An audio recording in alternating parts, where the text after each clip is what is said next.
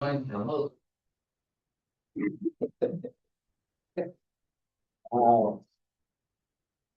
Welcome to the Northside Fire District regular business meeting. It is April 15th, 2026. It is 4 p.m., 4:01 p.m. Mr. Bowman. Here. Mr. Dow. Here. Mr. Adams is here, obviously. Please be advised, anyone speaking from the floor will need to sign up at the front table and give your full name when recognized by the chair. Please rise for the pledge of allegiance. I pledge allegiance to the flag of the United States of America and to the republic for which it stands, one nation, under God, indivisible, with liberty and justice for all. Any wishing to speak from the floor? All right. Seeing no public comment. have some, Oh, that's just an instant. person will He's got to put it on. go off. That works. Yes. Okay. Entertain a motion to adopt the order of the agenda as presented. So. I'll second. Been moved and seconded to adopt the order of the agenda as presented. All in favor signify by saying aye. Aye. All opposed? Motion passed. Approval of the consent agenda. Prior meeting minutes from March 18th, 2026. Financial reports and bills paid. Everybody received those via email? So I have a note though on the minutes because I have not been included for statute requires that bills paid be included with the minutes. And so we've all been seeing the bills paid, but I have not formally been putting them in with the minutes. So I did amend the minutes just this afternoon to include those. I can't really incorporate them in, I mean, one's because they're a separate PDF and the formatting and all that. So I made a note that they are included, attached as a separate document and put them behind. So if that's acceptable, nothing else has changed. I just put that phrase in there, said attached as a separate document. I can pass this around if anybody wants to see it. And then I'll start. Do we have it in our packet?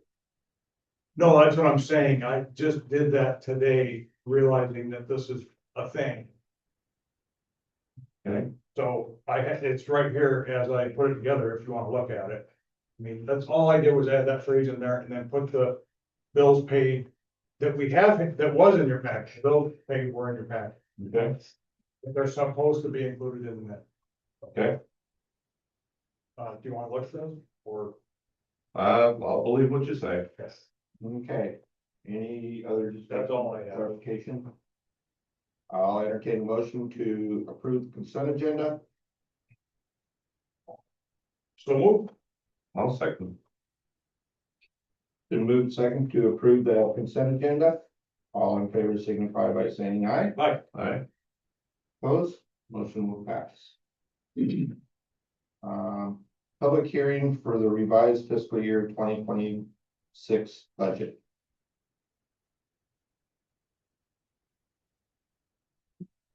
Open the hearing and take any testimony and then you can close the hearing when there's testimony is over.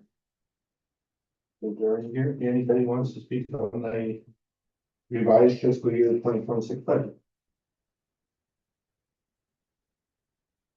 Seeing none, we will close the public hearing for the revised schedule. And then you don't have to vote on that, do we, Tammy? You do, your next agenda item is picked up. Oh, okay. We'll move on to item 4. We'll adopt the revised fiscal year 2026 budget. This roll call vote. Okay, this week. Okay. All right. I will accept the motion to adopt the fiscal year 2026 revised budget. So moved. Second. Then move second to adopt the revised fiscal year 2026 budget. All in favor signify by saying aye. Aye. Aye. Opposed, motion will pass. JPA Commissioners Report. All right, so.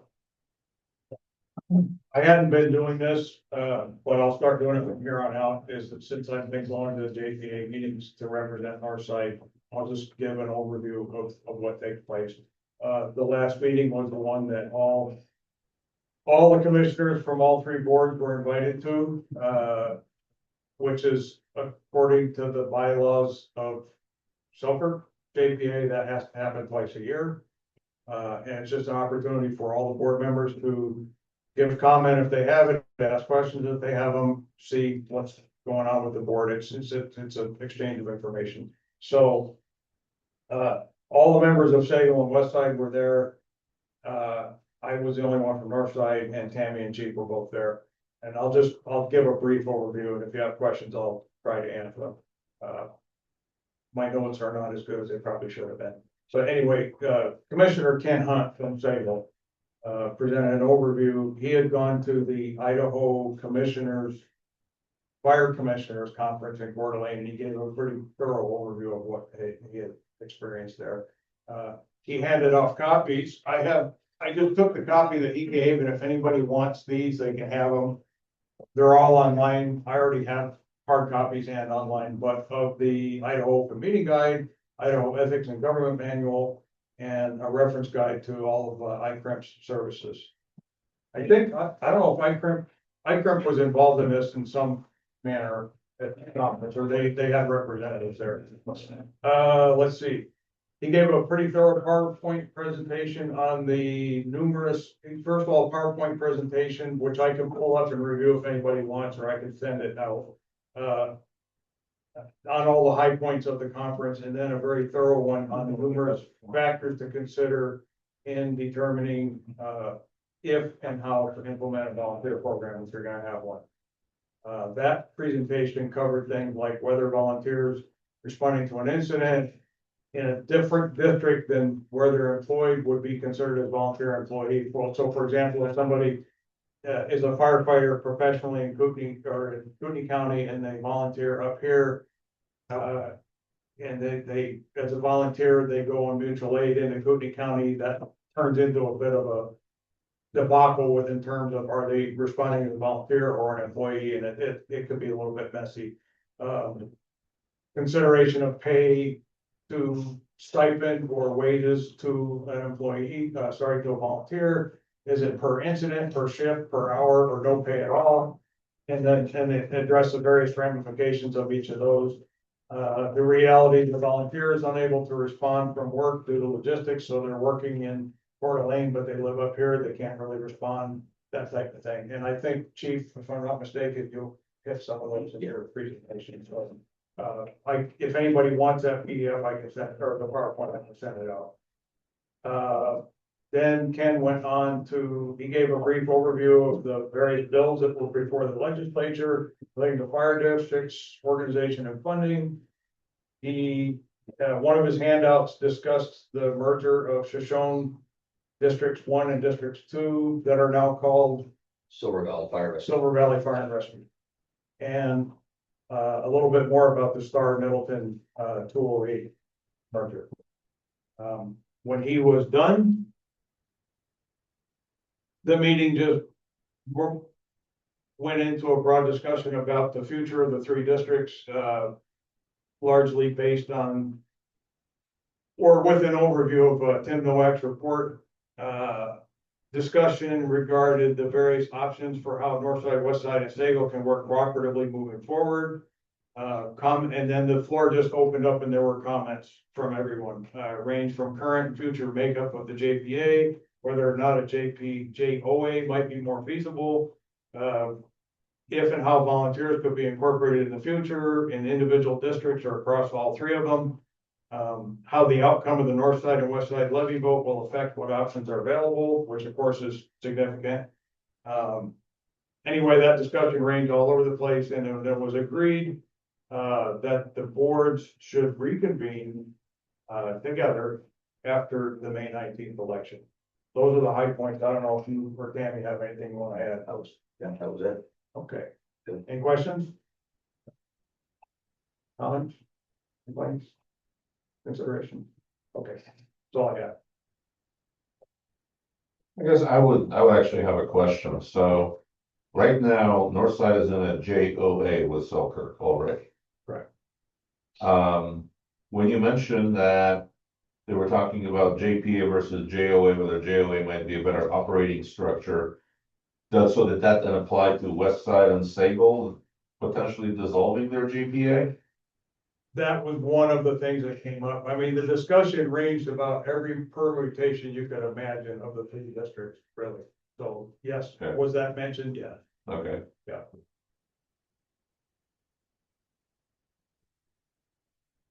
Yes, ma'am. What's a JOA? A joint operations agreement. Okay. So that's what we are in with Selkirk. So Selkirk is a joint powers, I always forget, is it authority or agreement? Agreement.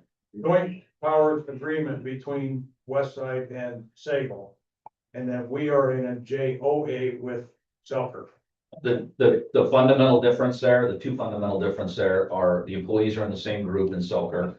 The employees are independent employees of Northside here, and there's cost sharing.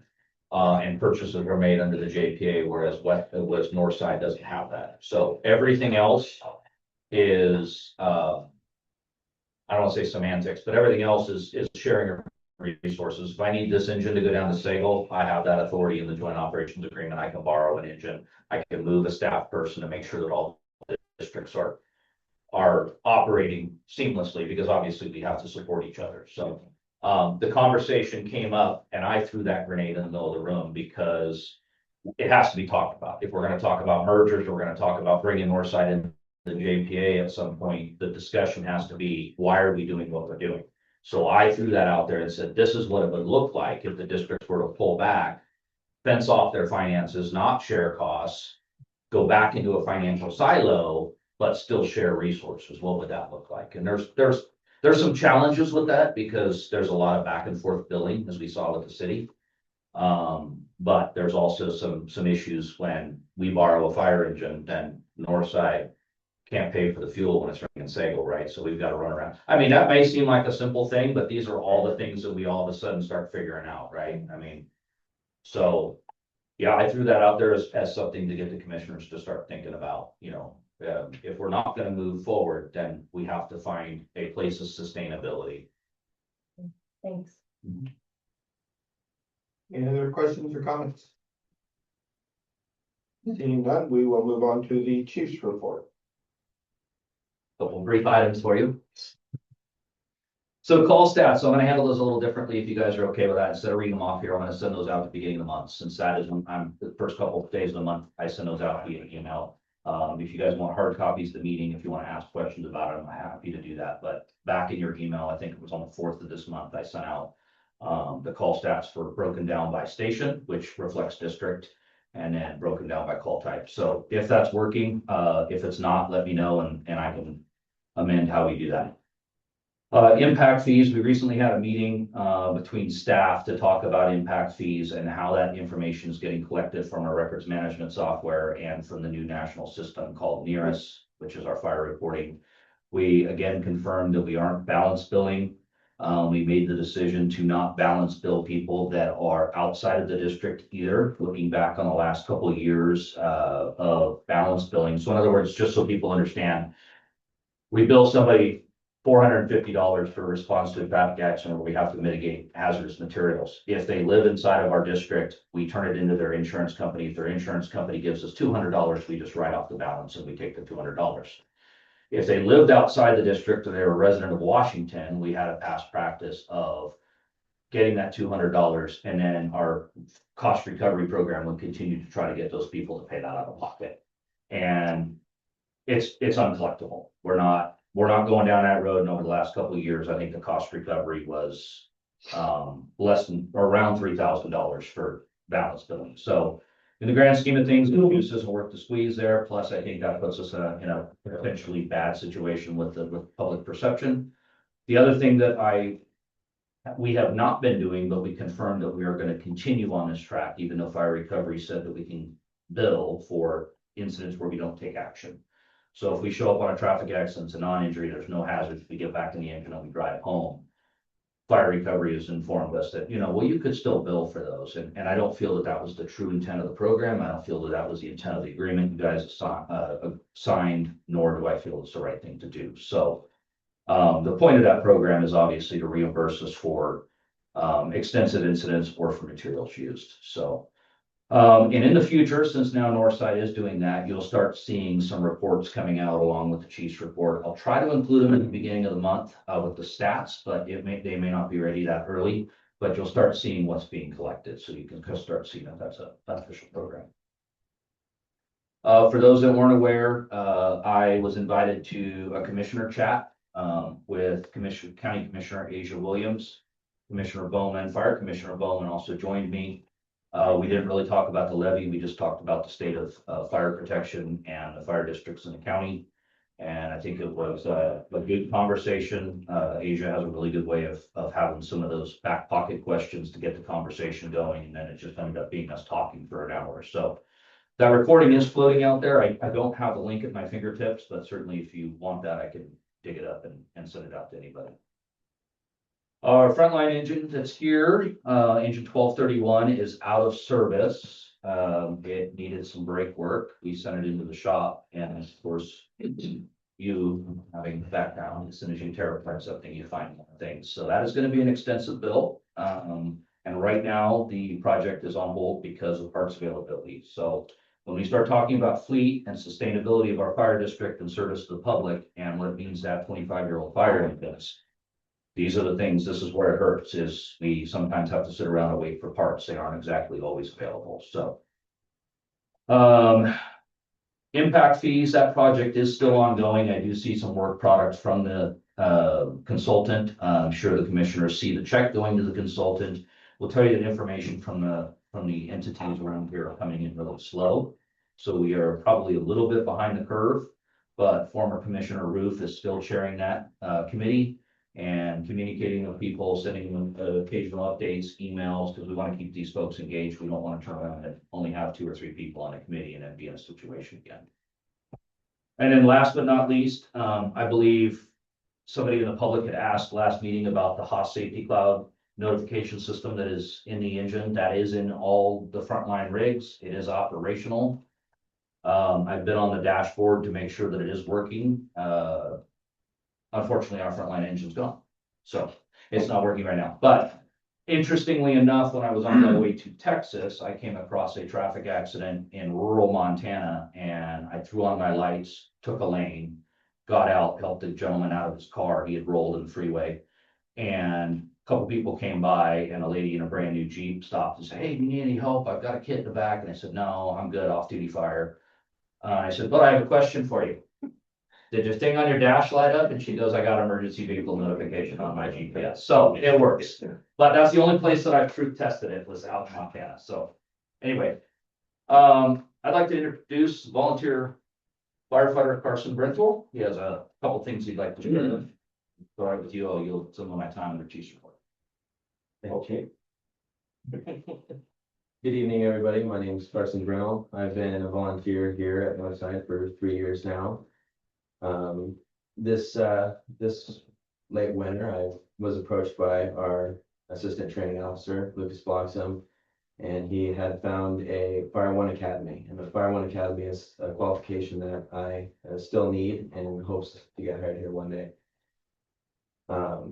And part of it is that if I could do it, if the department can help pay for it, that was the only way it was possible.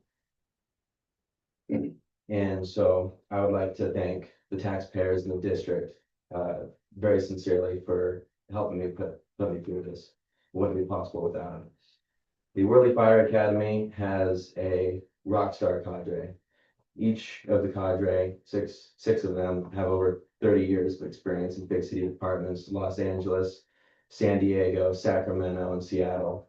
And between all of them, have gone to thousands of structure fires.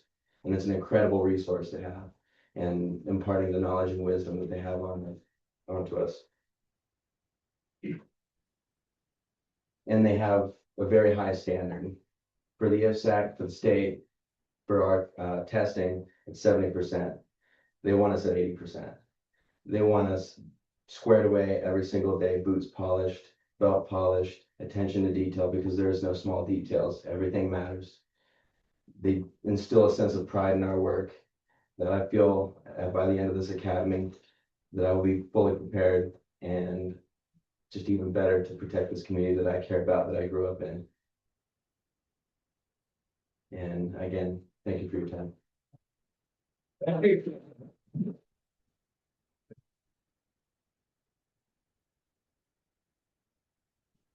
And a report.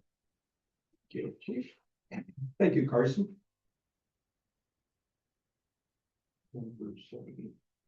Updated fire chief agreement with Selkirk Fire.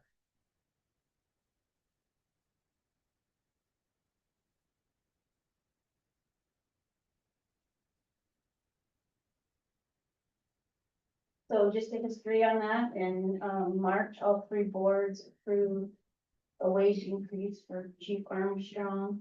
And the first JPA meeting in April, that wage increase was finalized and adopted by all three, and so the agreement was revised just to include and update the wage increase that was.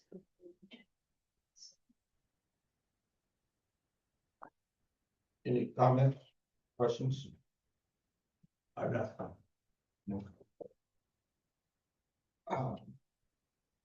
This, I mean, this is not an action item, is it? Or does Yes, it need to we be? signed the agreement. Okay, Yeah, the agreement here. guess I didn't see that part of that. I just saw the list, but anyway. Well, I will make a motion. Thank you.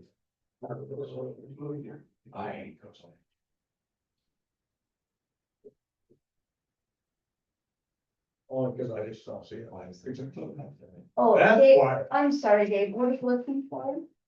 Whether, I think it's. no, This is the one? you're mistaken. No, what, is there something? Yeah, see. I'm sandbagging over here and trying to make me look like I'm not paying attention. I apologize, I only gave it to the chairman because he's the only one. Well, he's the most important. I don't know about that. Anyway, Actually, president. Get that right. If that's right. I move that we approve the updated agreement with Selkirk for administration. Is there a second? I objected to that in the first place, so. I will step down and second this motion. Back in, we will do a roll call vote. Commissioner Bowman, Yes.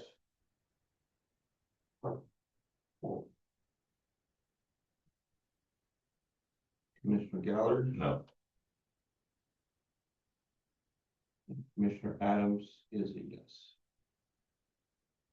So motion will pass by majority.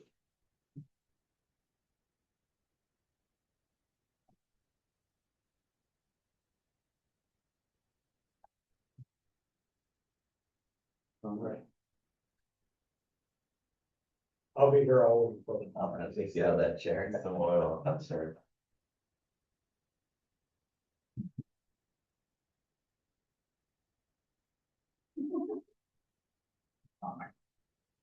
Background's going, so. Update on the website, request for contact. So this is my item, and I'd just like to know where we are with. I thought that we were getting financials in particular up on the website. But they're not there, and I have been calling for this for over a year, that. For transparency's sake, I believe that our basic financials should be up on the website for people to see without having to do a public record request, so, nothing fancy. Just the monthly budget report and maybe, income and balance or something like that, and I thought that we were there and I think Commissioner Geller, when you first came on board, I had mentioned that we had some issues with the website because we can't put stuff like up there and it's complicated and you wanted to know where I heard that from, and it was actually you, because we can put, like, I can put, actually, I can't do it anymore because we have the two-factor authentication, which makes it nearly impossible for more than one person to access up there, but I work it out with Tammy to get our minutes up there and agendas, and Tammy puts them up. And then a few meetings ago, you had expressed that you wanted to put, that our financials were too complicated for people to understand, and which I don't agree with, but okay. And that you wanted to find some simplified format and get them up on the website, and I'm just wondering where we are with that. Because Well, so first of all, with regard to specifics of website content, when the board authorized me to publish things, it was made abundantly clear and placed in the minutes that what was published was not up to me. That what was published had to come as a direct written request from the chief or from Tammy. I have not received a direct written request to do this. Therefore, had I published these on my own initiative, I would have violated what I promised at that meeting. And it's in the minutes that the control of the content is not mine. I am just the mechanism. fair enough. So, Did you ever think to ask them if it would be okay? Or raise it at a board meeting and ask if it would be well, okay? so I raised the issue at the board meeting when I was asked to do the publication. And I was told that these requests would come from the chief or from Tammy. So, if that request is being made, that's fine. We can go ahead and publish those. Tell me which specific documents you want to publish, and they will be published. Okay, that's not a problem. But I need a request based on who we agreed controls the content. I didn't think it was my place to initiate these requests, because then we get into an authority loop. I, as commissioner, right, am reaching out and saying, I want to publish this. That takes away control from the people we gave control to. Now, I'm in that unique position because, as again, we explicitly talked about the fact that I was not to be in control of the content. If you wanted to make that request to the chief and tell him, hey, tell Derek to publish these two documents, that does not impinge on anything we discussed, and it would have been done. I think the chief and Tammy can tell you that usually when I get a request, within about 48 hours, sometimes faster, the publication is accomplished. Technically, the publication has no barrier. The barrier is purely the process that was put in place.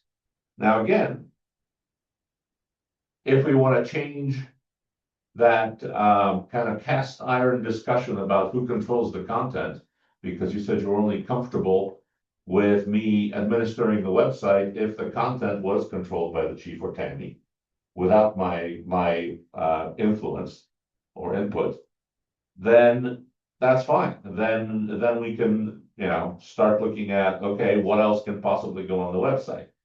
But it was my understanding, based on that discussion, that I was just there to be told what content to publish.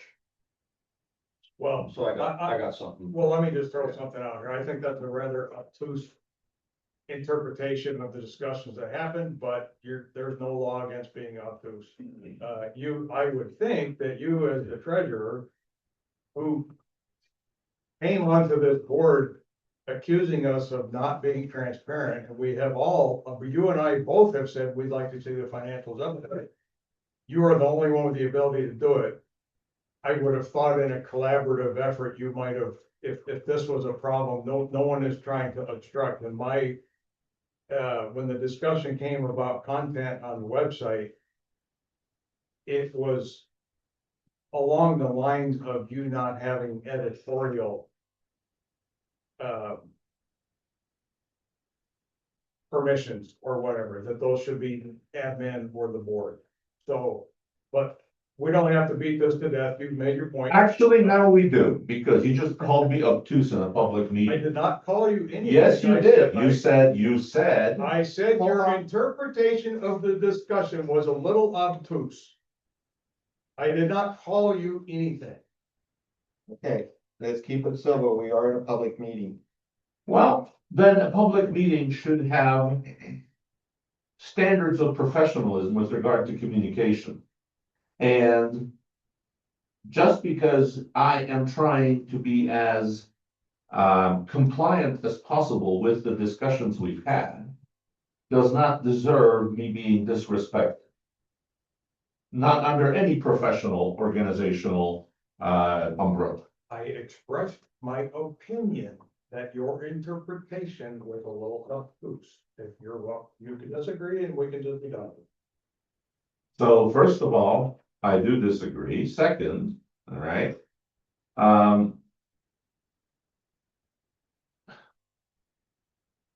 The ability to publish content on the website does not provide editorial capability to the content.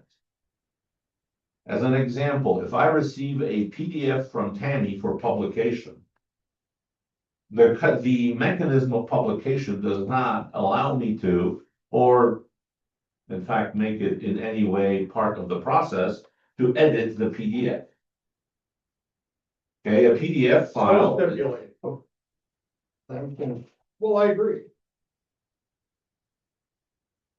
So me publishing it, if that was the intent of the discussion, that would have no editorial capability, okay? Then anything that does not originate from my computer in authorship, okay, does not give me, automatically disables my editorial capability. Now, I will also say this, okay? Part of the word editor in conventional publishing terms is a decision of what content gets published. So by disabling that in the term editorial, it became not my, I essentially gave up the input on what gets published. And I explicitly stated who would have that authority, and you said you were comfortable with that. So if we want to adjust what I can do, what I can initiate, that's fine. If we want to put in an approval loop, that's fine. But since we're agreeing on this in public meetings with minuted discussions, I would request that we be very, very explicit about exactly what that process should be.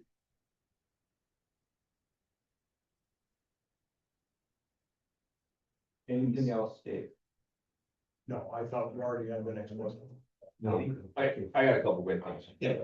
So my understanding and my intent of asking Commissioner Galler to take over the website was to get some of the things done that he wanted done quicker and more efficiently, because the other IT professional, it's hard for IT professionals to go into a website that was built by somebody else and run the risk of screwing something up.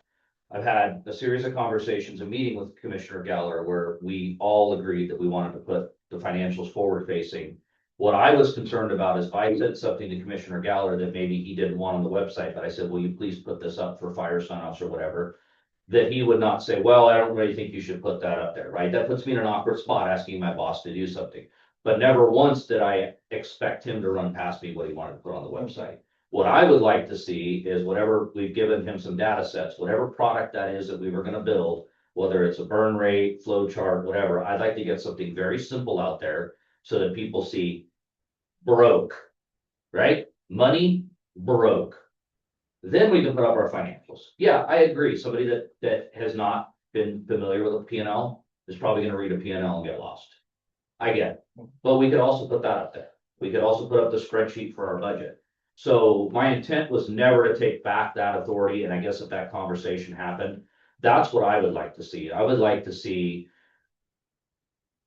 me to be able to send something to Commissioner Galler, it gets up on the website, us to collaborate with what the website looks like, but then ultimately to get some financials up there. And no, I don't expect my boss to ask me what they want put on the website. I mean, ultimately, if he wants to put something up there, but I've had a bunch of inquiries about our budget.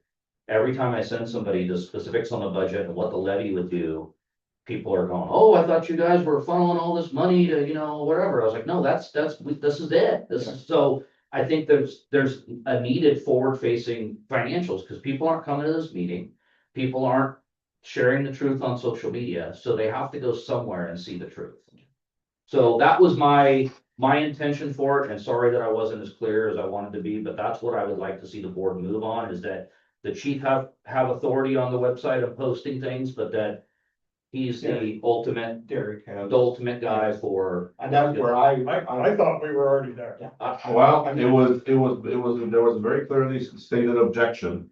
And the question was asked, who has authority over the content? And I said, the chief and Tammy. And the response was, only on that condition do I agree to this. Okay, well, we're gonna change. So if we're okay with me publishing things, that's fine, okay? Now, in terms of new instruments, the Cliff instrument, okay? That's something that the chief and Tammy and I need to get together on. I have a format that I want to present, okay? But it's something that also is gonna require specific care and feeding going forward as a rolling instrument, okay? And In the just to be meantime- clear, we had talked about that, and I said, I want you to create the vision, Right. and then we can fill the data. in, Right. but- So we need to move forward on that, okay? And I wanted to wait till you got back from your engagements so we could do that. That's going to happen expeditiously. In the meantime, if we want to publish specific documents from what the board is receiving or from the financial packets that Tammy publishes, please tell me which ones. I mean, we can put up all of them, but I think that might be kind of drinking from a fire hose and a little confusing. So I will ask which ones would you like published now before we get the rolling visibility instrument in place? I think the amended budget would be great. The amended budget, okay. All right, that's easy. And I think the easiest thing is three of you guys just work together. If there's something that you're thinking about putting on there, reach out to Tammy or Chief, see, and vice versa, and make it happen. I would like to see a monthly, right along with the agenda and the minutes. The month, just the standard financials, the monthly budget report, a balance sheet and income statement. That's, and if people don't know how to interpret them, well, that's on them, but we have been accused of not being transparent, and that is utter transparency to put that stuff up there every month, and it seems to me like it should be a fairly simple matter to do so. I've been saying that for over a year. It is a simple matter to do so, and so Tammy and I can agree on how she wants to do this. She can either give it to me and I can publish it, or if we're gonna be publishing multiple files on a monthly basis, and we want history to exist, I would opt for the same mechanism of publishing as we have with the minutes and as we have with the agendas, which is I will wire in a folder that files can be dropped into, and they'll appear on the website. And then that's something Tammy can do as she does now, or she can tell me I should do it, in which case that's fine. I'll do that too. It's a drag and drop operation. So that's fine. Great. We can do that. I will, so here's what I'm gonna do, okay? I'm gonna publish the amended budget because I think that's in a special category by itself. I will create a repository, if you will, for financials. Okay, and I will give permissions to Tammy so that she can populate it. And then when we have the visibility instrument at a point where we are all happy with it, then that will go on the website as well. In fact, I might just set it up so it feeds automatic, but that's another issue. And just for the public that's here to understand why things like this are on the agenda, these folks can't talk business. Can't pick up the phone and solve these issues. They have to bring them forward, right? They either have to work through me or they have to to have these discussions. It might seem like a silly thing to be on the agenda, but, you know. Public meeting law. Yeah, exactly. It's like, you know, we go out, we run into each other out having coffee. Where you're very. Sitting on the opposite sides. If I see one of these two in a restaurant, I have to go sit very far away. Can't be sitting together, because then, even though we're not conducting business, people, somebody, general public might conceive that we are. And that's one of the pitfalls of only having 3 commissioners at a time. But it's not just our department, it's county commissioners, everybody. So. Are you clear as well? Okay. I think I'm clear on 2 action items. I have heard no objections to them, so I will take action on those. I appreciate that, thank you. All right, Starlink account. So when we went through the mid-year budget review and I joined remotely, obviously. There was some, not all the audio issues. I was trying to tune into it. It's just hard when you're remote, but. The discussion about Starlink came up and I made a statement that we have Starlink here. It's in standby mode to make sure the ting is gonna work and then we're gonna shut it off. And I think I mentioned one other Starlink, but I wanted to revisit this and I asked Tammy to put it back on the agenda because I felt like it wasn't that I wasn't truthful, I just didn't get to discuss the entire thing. So the reality is that Northside Fire has 3 Starlinks. There's 2 minis and a roof mounted one here. The roof mounted one here can be shut off when you put Starlink in a standby mode. I think it's $40 a month. So we're gonna shut it off. The other Starlink mini is in the battalion chief vehicle. We've been in some incidents where we've had no cell coverage, so I ordered them a Starlink mini. The service, they don't have it turned on every day and it's not sitting there powered up searching for signals, so the billing should be minimal on that. What I wanted to revisit, especially considering the fiscal situation that the district is in, is a decision that was made about 1.5 years, 2 years ago to give me a Starlink mini. And I wanted to throw it out there in case the board wants to go to a different direction. I did look into changing ownership. In other words, taking that, putting it in my name, and it is a fiasco with Starlink. Sometimes it takes 90 days. So there's a couple options going forward. We can leave it as is, understanding that I have that because I work evenings, I work weekends, home office, and that was an action of the board. I'm sure you both remember. The other option would be to do some sort of cost share. I'm happy to chip in. The other option is what we do with the resident firefighters, where we say, look, we're gonna provide the base service, but if you go over, you gotta pay for the additional usage. So I wanted to have the conversation, full transparency. I'm open to any of those options, up to and including shutting it off and getting my own Starlink mini, but that's where we sit. So with Starlink, I'd like to make a suggestion that I think would be the most economical suggestion I could make on this. The Starlink mini that goes to your office, I assume, also provides internet for your residents. So legally, what you could do, okay, is we could separate that equipment from Northside and sell it to you. We have to inform Starlink of the serial number when we do, but that should be a fairly simple thing. Then you can initiate a residential plan.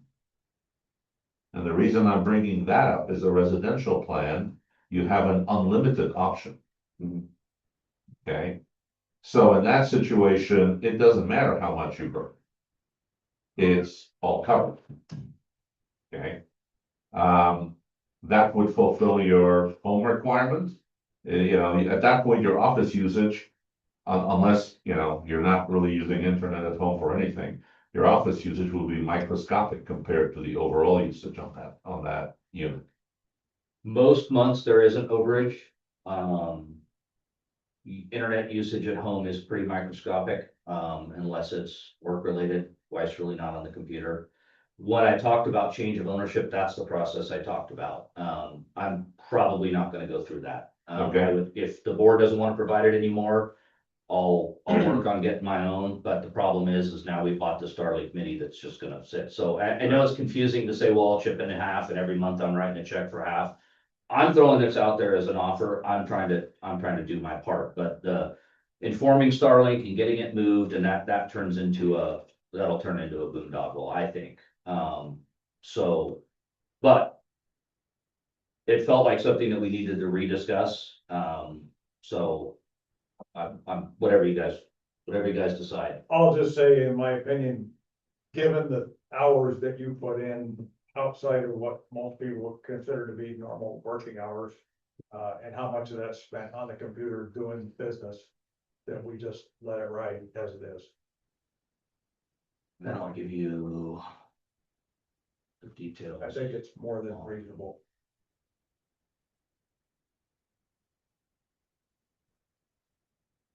So I'm sitting at 204 of 500 gigabytes and the billing cycle ends in 3 days. So that tells you where I'm at. There's no overage there, obviously. No, there was an overage the previous month. I don't know what was going on in the house. I don't know, maybe we watched TV. I don't know. That's really the only thing we do. And I apologize. I'm trying to figure out how to get to the bill to tell you what it is. I don't remember do you remember what the base bill is for Starlink Mini? Is it different for residential versus commercial? Yes. It'd be, what's your mini? Mine's 50 a month, but it's residential. I don't think it's that cheap. Wish it was that cheap. I think unlimited is 160. Okay. Hold on, I got an invoice right there with me. Oh, this is for the standby. One more time. Yeah, a lot of times personal is cheaper than commercial. In Starlink's case, it is every time. Yeah. It's going to say your commercial. Right, Ching, ching, yeah, ching. even when we're looking at, right, to the road. Broadband. It's $80 a month. Well, the residential is 1 point. Well, For a regular one. right, but this is for my mini, so. My opinion, And I did find the one that I went over, and every overage is $25, so. small potatoes, I think, in the big picture. Well, I'm trying to be transparent, and it even goes back to the fire chief agreement. You know, I know you voted no, I respect your decision. The reality is I sent all the commissioners an email and said, I don't need a raise. Yep. That's what I said. I don't need a raise. I'm fine, put it somewhere else, give Tammy a raise. We had all those conversations, and then it became almost that I was ungrateful because I was pushing back so hard, and I was like, okay, I'm gonna let it. So I'm conscious of that. I try to be conscious of public money. I try not to grow government. Oh, yeah, Anyway. you say that. This decision is yours. I think at a minimum, I would say that I should pay for overages if they occur again. You don't have to just trust me. You can see Tammy looks at the bills, so if that happens, I don't have to write a check. One thing I'd like to speak on this topic, in lieu of getting rid of these devices, we should hold on to them. This is something that we can bill for on wildland deployments. Leave them in standby mode for the winter, slap them on a apparatus, we can charge money for them somewhere in the ballpark of $400, taking them on assignments. So that is another huge use of these minis, just thought. Your thoughts? Well, you're absolutely right about the minis being very, very useful in wildland situations, okay? I think it's absolutely accurate, but, you know, do we want to pull Chief's internet out when we go to wildland? I think that this particular unit and this particular use is a special case. You know, we don't want to rip the Chief Starlink out for a wildland deployment. I do think the chief needs to have internet, and if Starlink is the only viable option for him in his area, like it is for me, right? My feeling is he should have it. You know, after all, as we all know, he doesn't, you know, obey office hours per se. He's on all the time, and so I have no problem with providing the chief the Starlink, particularly if he's willing to pay for overages. If the overages are not, you know, necessarily something that happens in the course of office work, then that's fine. And then it remains a commercial account, and the bottom line is, if it's only Starlink, only commercial, right, and the overages are disabled, it's the best deal we're gonna get for that particular application. So I don't see how we can eliminate this, you know, the only reduction I could see would be. Turning it into the chief's personal account, but. Again, that's not something I would wanna force anyone to do. If he doesn't wanna do it, then this is where we are. This is our best option in keeping our chief connected. And we have to keep our chief connected.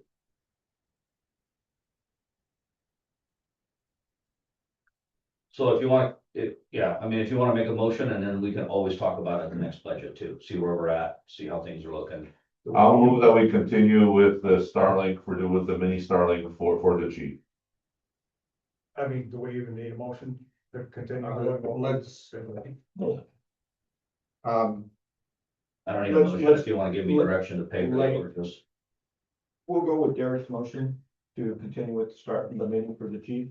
All right, I'll say. And what was that? Any word? And then the other part of that was he's gonna pay for any overages. Other than that, we continue. And that's what I had written down in the notes here.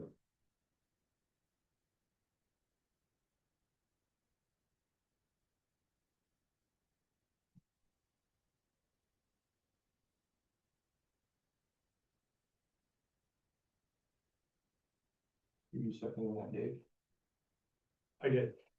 So moved seconded to continue the meeting with chief and that he would be responsible for any overages. All in favor signify by saying aye. Aye. Opposed, motion will pass. Volunteer program. Is this you or chief? I just helped a little bit. Okay. I wrote down. He did- stuff on it. He did all the math, I think. No, man. If you like the PowerPoint, it's mine. If you find problems with the PowerPoint, it's Lucas's. So as promised, we're kind of coming back to a discussion that we had several months ago about what does a volunteer program look like? In Bonner County, specifically in Northside Fire District, is it viable? Should we continue it? Based on a motion from the board last year, we suspended continued recruitment efforts because of budgetary concerns, primarily driven by the lack of PPE. And as you know, turnouts are not cheap, and we'll talk about that a little bit more.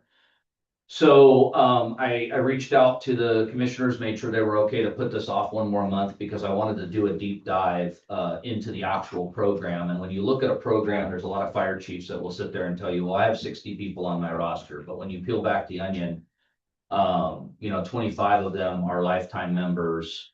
Another couple, aren't interior trained, right? Some others don't have PPE. And so when you really break it down, the 60-person roster really turns out to be a core group of 10 or less that are running all the calls, that are fully trained, that have the physical fitness capabilities to do the job of a firefighter. So anytime we build a program, we need to make sure we're building it in a format and in a way that will actually serve the community, and that we don't have people on, not that we don't want community involved, but we don't have people on our roster and just touting numbers. So as we started looking at this, we started looking at what the future looks like and the temporary levy and what Northside Fire District will look like without that temporary levy. I could not dive into this without taking a look at career staffing as well.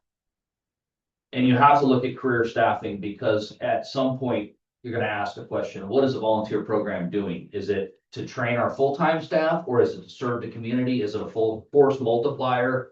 Or is it a program that we are bringing so that we can reduce career staffing and be less reliant on career staffing because the community has decided we have to live within the financial means that they've given us? So we kind of dive into a little bit of both. So hopefully the commission will understand kind of why I deviate into those, because I'm trying to paint a picture for you and build some decision points for us going forward.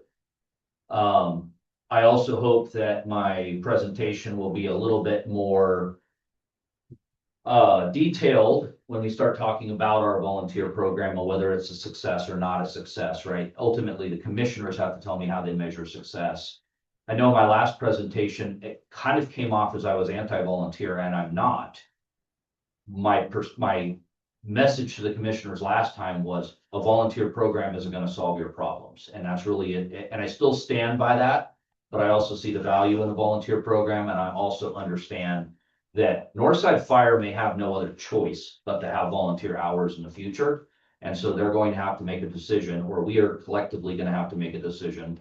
What is that gonna look like, and how are we going to ask volunteers to run calls after 5 o'clock at night? Here's a real quick overview of the program. What I will draw your attention to, not to take away from my beautiful PowerPoint, but what I will draw your attention to is the handout that Lucas helped me with. This was a format that I provided him with some basic information, and I asked him to go out and validate that information, as well as add some additional bullet points that he thought might be important. Here's a real high level view of what our program is. We currently have 5 volunteers. I will mention that Chief Hansen is technically still a volunteer with Northside, so if you wanted to say we have 6 volunteers, but that comes into the whole presentation that took place down at the commissioners, is if she's coming from her home and she's responding to a joint incident, she's no longer a volunteer. So we need to make a decision how we're gonna count her. For ISRB, I'll call her a volunteer, but if she comes from her house for a major incident, the reality is she's on overtime because she can't volunteer for the same organization. So I'm not gonna go through all that. Like I said, at the end, I draw your attention to the handout. So this is a very similar to a slide that was in the last presentation. Again, I have to ask ourselves, how do we measure success, right? Oh, well, so-and-so fire department is really successful volunteer organization. What does that success look like? What is that bar, right? What are the metrics that we're using to say that's successful? So first and foremost, what's the expectation of the volunteers? Well, right now, I would tell you that it's additional coverage, it's special events, it's coming in and doing ride-alongs, and it's getting training, and it's being available once they complete the training for working shifts here and eventually getting hired.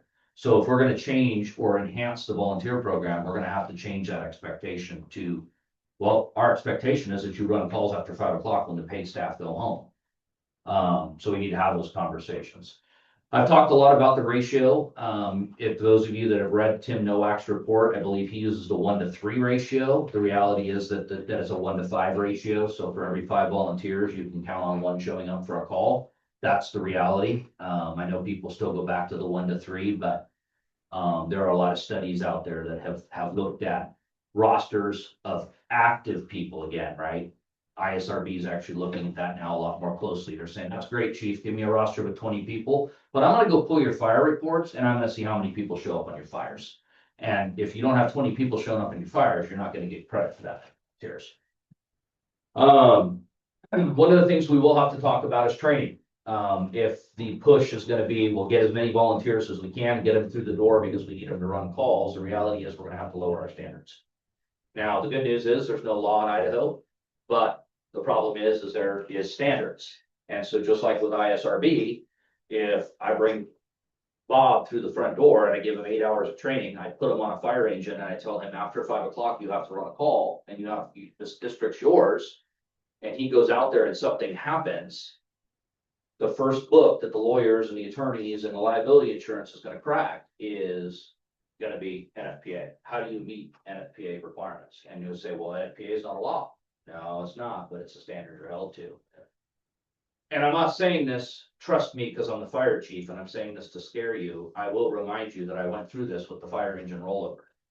We peeled back the onion on our rollover in Carywood, and we had to look at everything from driver training to, and was it the right person in the driver's seat? Was the right person in the right-hand captain's seat? And there were some gaps and there were some holes in our organization that we had to own and take ownership for. So I make a bold statement here. I think the volunteer program is a success. We get what we expect from the 5 volunteers. We get involvement. We get generally 1 on a structure fire, and we get a lot of them that come in and run calls with us.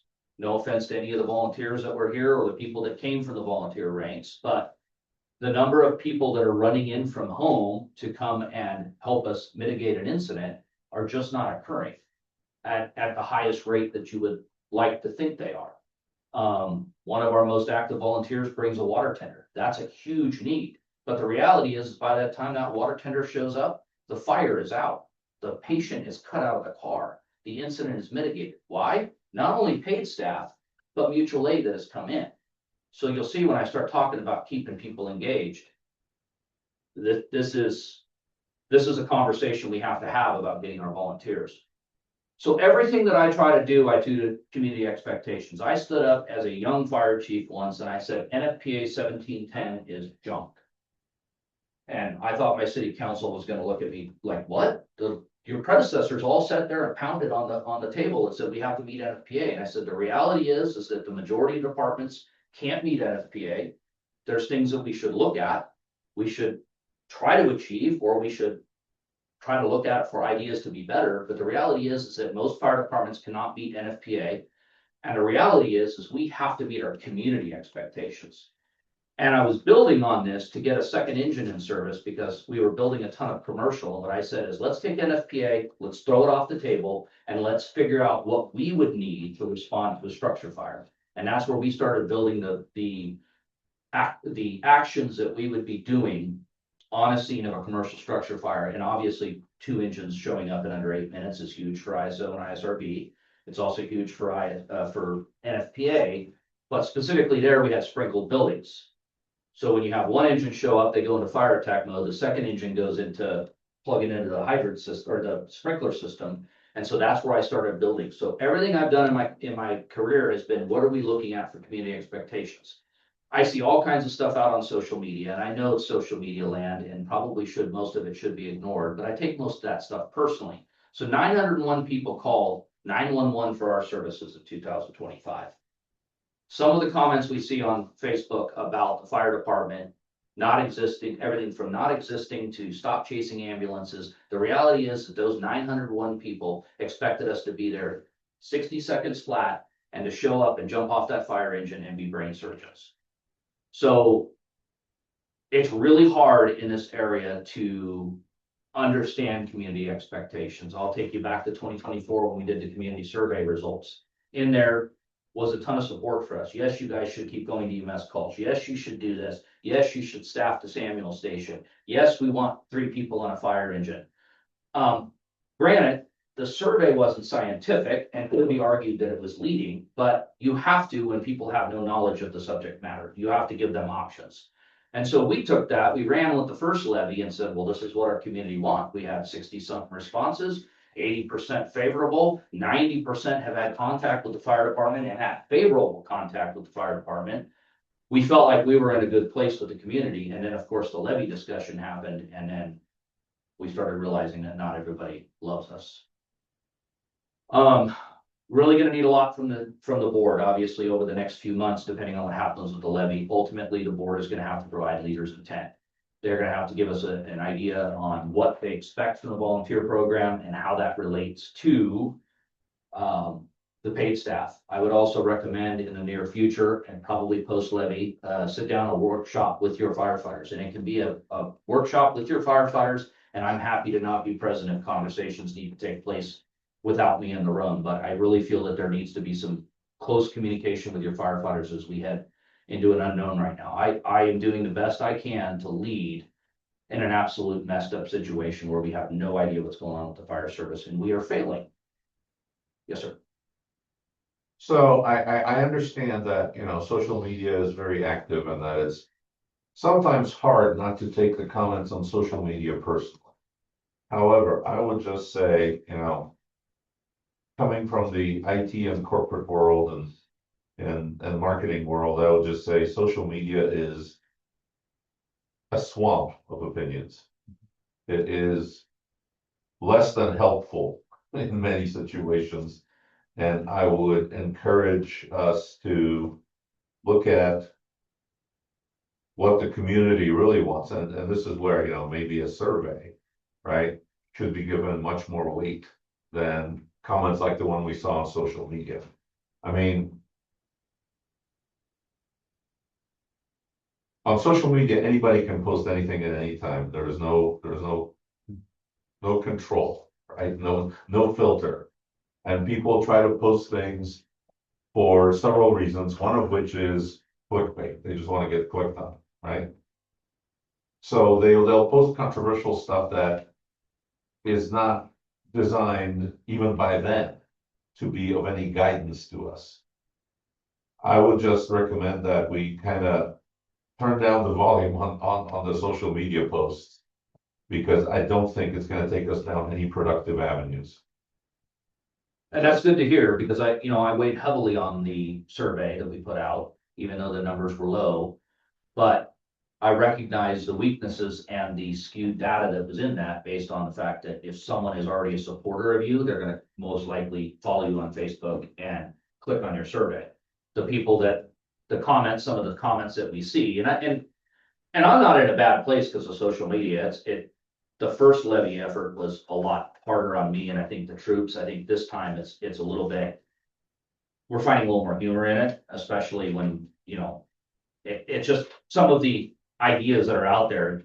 If these people just came and had conversations with us, but if I put a survey out to the community, the people that are supportive of the fire district are going to fill out the survey, and so that's your first skew, right? And then the second skew is how the questions are written. Well, I'm not a scientific survey builder, so I did the best I could to say, this is what we're trying to accomplish. What do you think? And it was, I would say it's leading, but there were still some people in there that said, there were comments, stop stealing my money. I got another guy that made a comment about, you're trying to take our hard-earned coin. We don't want to take anything. First of all, we don't want to take anything. This isn't about us wanting anything. This is about wanting to be able to provide a service. And if people don't want the service, then we should look at dissolving the district. I don't know, but that, my point with this was, in talking social media, was it's really hard for me to put my finger on the pulse of this community, because first of all, it's so divided. Second of all, it's so divisive.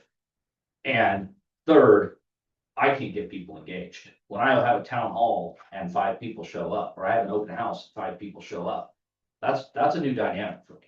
I did a town hall where I came from, and I'd have 60, 70 people there. So I understand people are a little bit more independent here. So getting them and extrapolating that opinion from them is just a tad bit harder. So we covered on this, but comments well taken, and I appreciate those. This is a slide from the last presentation. I've carried it back over. These things still stand. We still understand the retention challenges. Not making calls is the big one. So if you're going to create a program that is going to either augment or replace paid staffing, and I don't mean replace all paid staffing, but augment or replace paid staffing on certain days, and we expect our volunteers to hang around, we have to make sure they're running calls. Coming down to the station, getting on a truck and being canceled. People are only going to do that for so long. And I know the thought is that the union's chasing people out, the fire chief chased people out, we made our requirements too high. The reality is we do have physical fitness requirements and we have training requirements. And that is so you can pull yourself out of a burning building, or you can pull a fellow firefighter out of a building. That's not something to have stones thrown at. There's also a perception that we don't need training. Well, just learn as you go along, was the comment on social media. Again, social media, I know, but it's hard to not have these things put in your head. Well, what am I doing to the employee? What am I doing to the volunteer firefighter then? I'm setting that volunteer firefighter up for success, or I'm sorry, setting them up for failure. And I should be setting them up for success. So again, I'm not saying that our training program is perfect, and I'm not saying that we can't change it in the future, but if we're gonna make this model work, they have to be involved. They have to show up on calls. And I don't want to say we have to make them feel good, but they have to feel like they're making a difference. Key points that I think we need for a successful program: keep them engaged, hold them accountable, be flexible. So we have been flexible as an organization. We've been about as flexible as we can. When do you want to come in and train? Saturday morning? Great. You can't make it? Come in Sunday morning. Am I wrong? Right? You tell me when you want to come in train. The days of Tuesday night and Saturday morning training, and you've got to be here, and if you don't make every single one, or if you don't make 50%, you're fired. Those days are over. We're not doing that with volunteers anymore. We also do a ton of stuff online. There's so many online training that they can get the cognitive learning done before they come in and put their hands on tools and finish their journey in the training. Hold them accountable. This is a big question mark. We're finding out from that presentation, from that law group, that we can't hold them accountable. We can't make them come in. We can't hold them accountable for a certain number of calls. We can't hold them accountable in the same way. In other words, sit down with them and say, hey, your behavior, your performance, I'm going to put you on a performance improvement plan. That's all out the window with volunteers, because now they become an employee. That's somebody's opinion. Again, maybe it's not fact, but These are the things that people are starting to talk about. So if I can't hold somebody accountable, this is my ideal volunteer, right? Somebody looks sharp, wants to do it for a career. And I'm not saying that other people wouldn't serve as well, but obviously not everybody's gonna be him. So then I'm gonna have to have conversations about, hey man, when's the last time, how many phone calls did you make to say, when's the last time I've seen you? Are you gonna come down and train? And 4 of the 6 that are on that. Right. Are you gonna come down and train? Well, if I can't hold them accountable to train, and they haven't picked up a saw in a year, and they show up and they cut their leg off.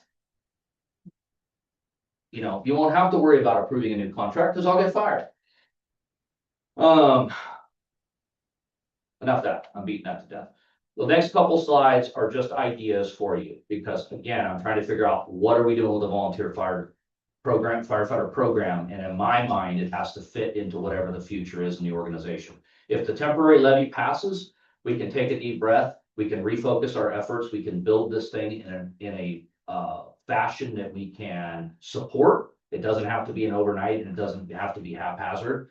But if the levy doesn't pass, we're gonna have to start making decisions on staffing and what that looks like, and the volunteers are gonna play a big role in that. So the first is, the district retains 3 firefighters. You come up with a mixture of shifts where you have, again, I'm not a fan of 1 person on duty. So you find out a way to have 2 people on duty, certain hours of the day, you have that 3rd person come in. There are a couple different options, and for the sake of time, I won't get too deep.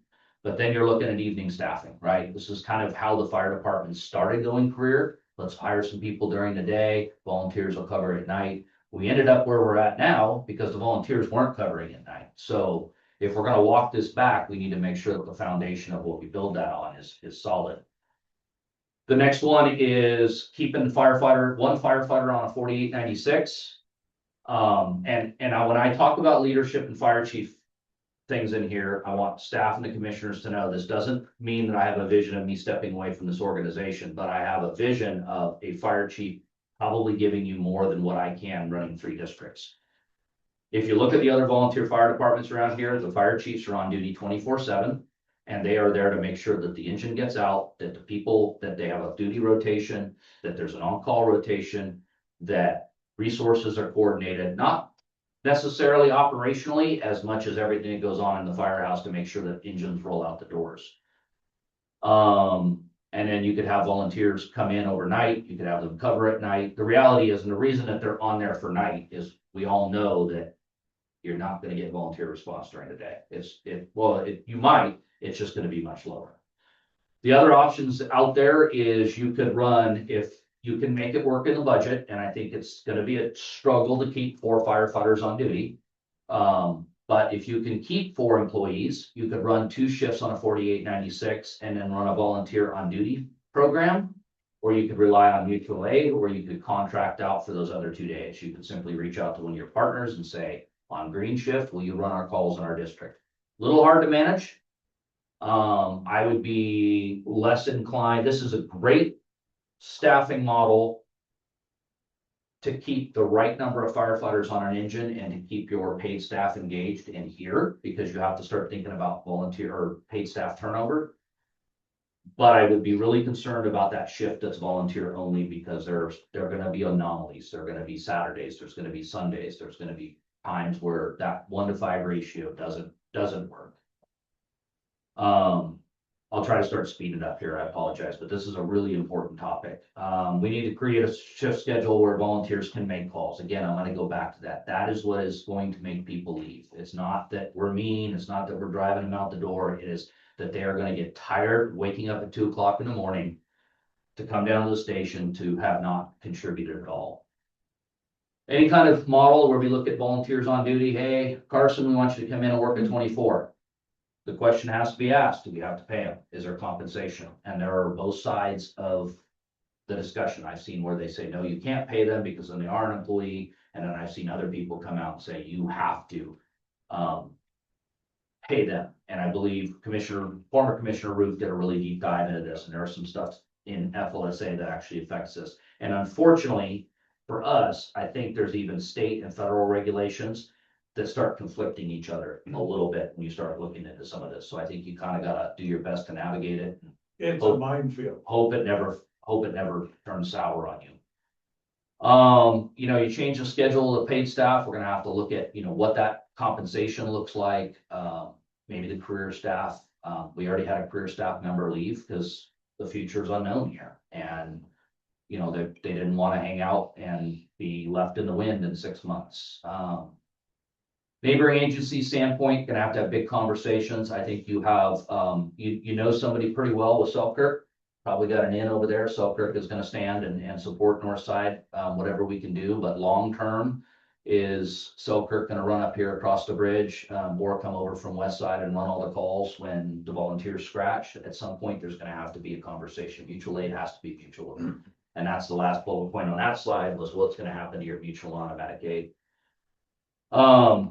I'll let you read this on your own as I just hit some of the highlights, but obviously we need to address the budget. Where are we gonna get the money? That's the whole reason we stopped recruiting more volunteers, is we didn't have the money to outfit them.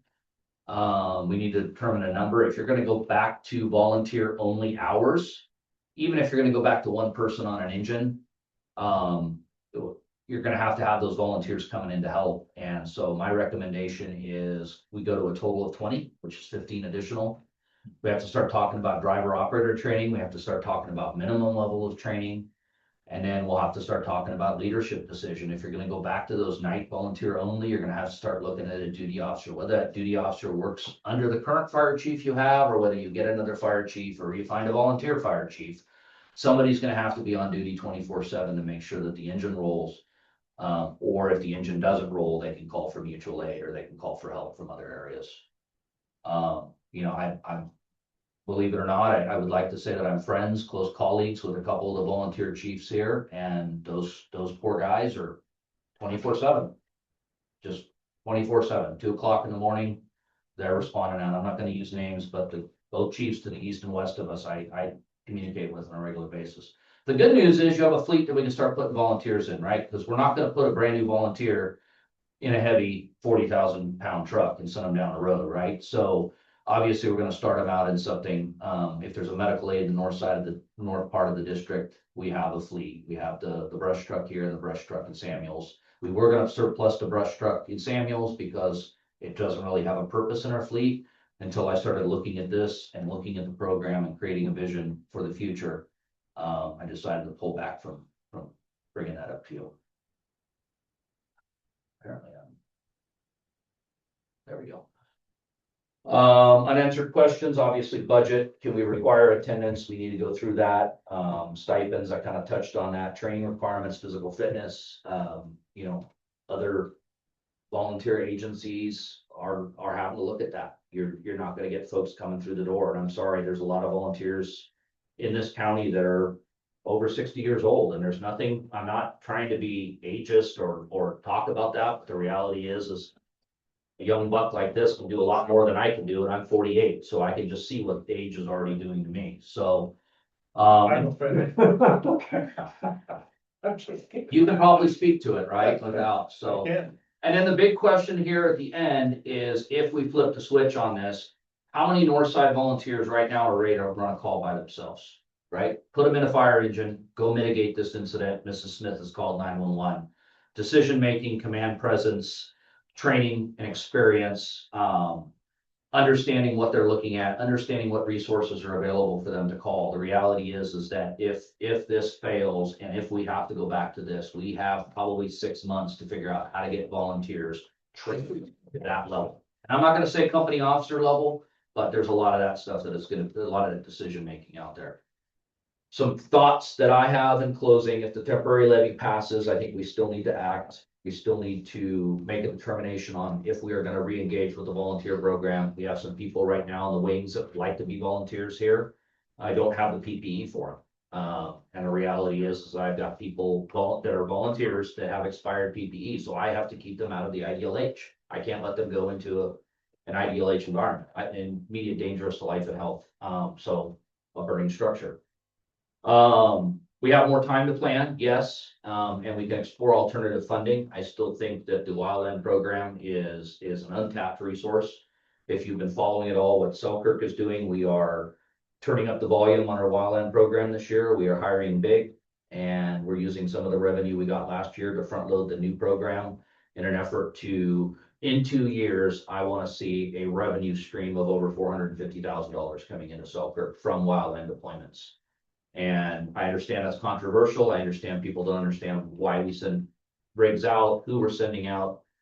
Some folks think we down staff at home. That's not, any of that is not occurring, but reality is that our community is expecting us to still provide a service, but not, to put it bluntly, but not wanting to pay for it. And so I think it's incumbent on us to figure out how to do that. And so I think whether Northside looks at joining the JPA in the future and enjoys that benefit, or whether they start their own wildland program, I think it's something that needs to look at.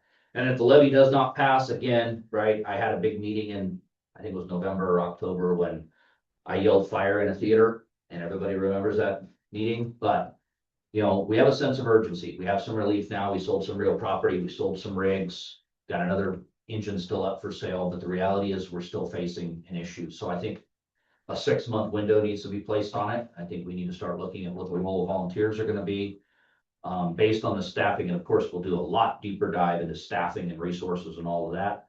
I think that if you were to ask the troops, they would support the 2-shift concept, with the potential for Westside Fire District to help on the other days. I think if it was me, I would look at least having 2 people on during the day and trying to build some sort of volunteer model at night. But the reality of that is it's gonna fail. And the district is not going to respond to a fire. At some point, you're gonna have the issue that happened in Priest Lake, where they had a structure fire, 5,000 square foot McMansion sitting on the lake. It burnt down and no one responded to it. So you have to ask yourself then at that point, what liability does the district have?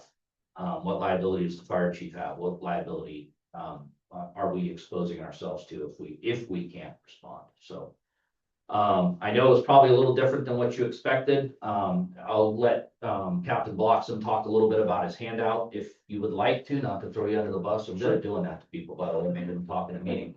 But that's kind of where my head's at with the program. I'm not anti-volunteer. I'm happy to do it. I just, again, I don't think it's going to solve our issues, and we don't have the money. So with that, before we get into questions of board direction, I'd like, if there's anything you want to touch on, please. Sure. Feel free. Yeah.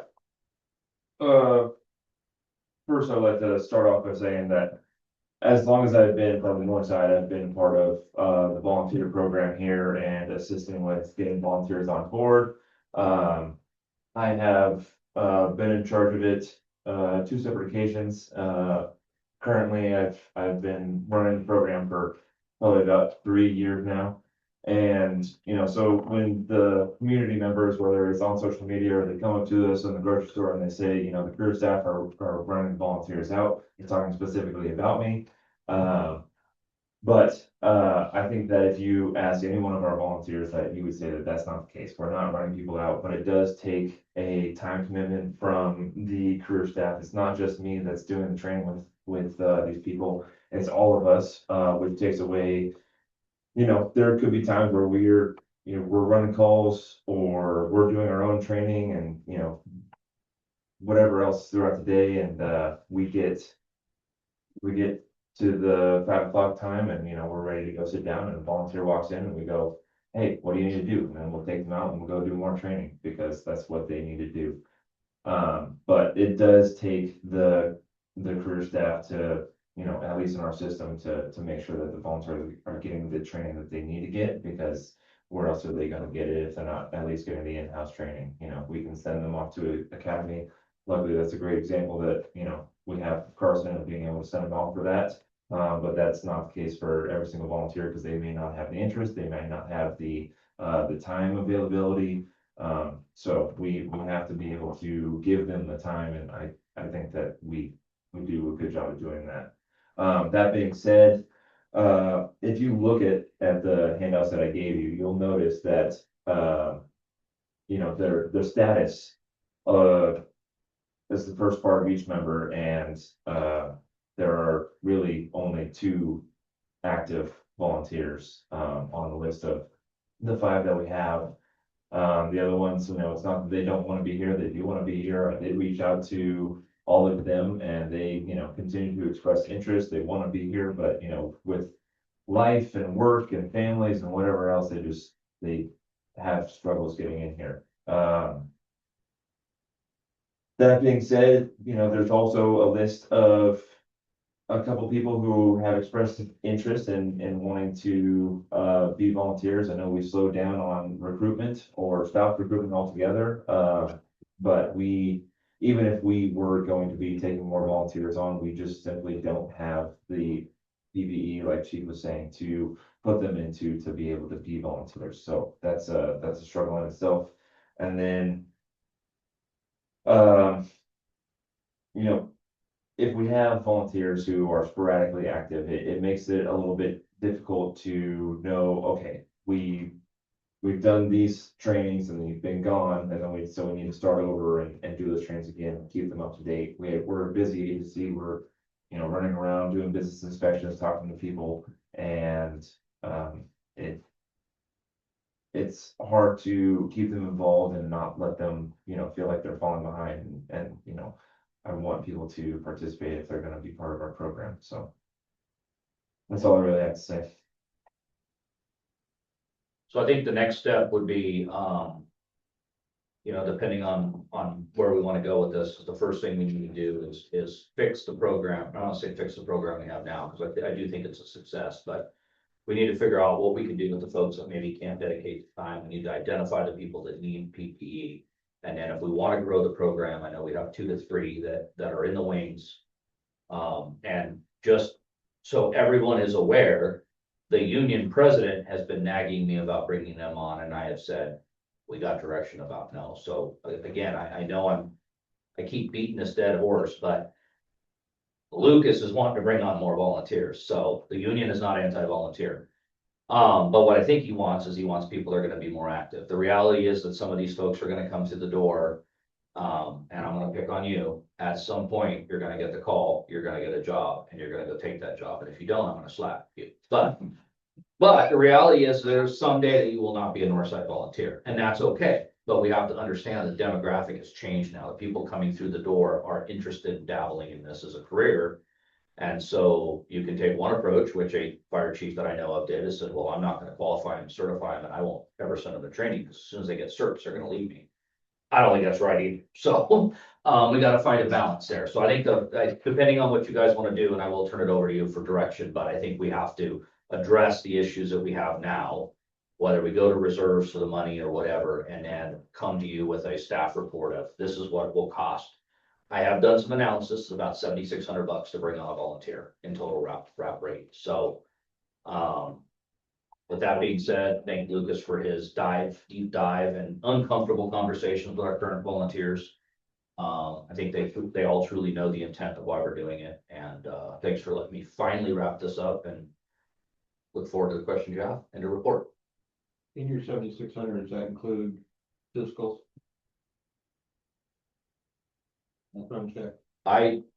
It included background check. I don't remember if it included the updated physical requirements that we have to put them through. So worst case scenario, that might be off by a couple $100 if we have to put them to an FBA physical. That's still a question mark, because the Idaho code says that a paid firefighter has to have an FBA physical. And then that will be board direction. Do you want to have different standards? And then if we have different standards and we have a guy that maybe is trained to this level, but he's being supported by someone at this level, what complications is that gonna create? And I know our print will say something, because we put a bring volunteer on without doing a baseline physical, and he gets, something happens, right, then they're gonna come back to it. And it makes it probably harder for any kind of work comp issue. I got into a debate with somebody recently where they said, well, volunteers are getting hurt at a way higher rate than paid staff. If you remember back to my last, I actually said volunteers are getting hurt less, and I still stand by that. And ChatGPT agrees.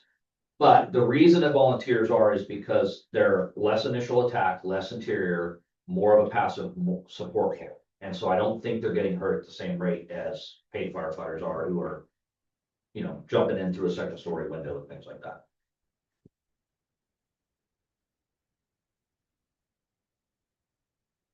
So, smoke report. Yeah, happy to hear what you have or any direction or what you guys want us to work on next.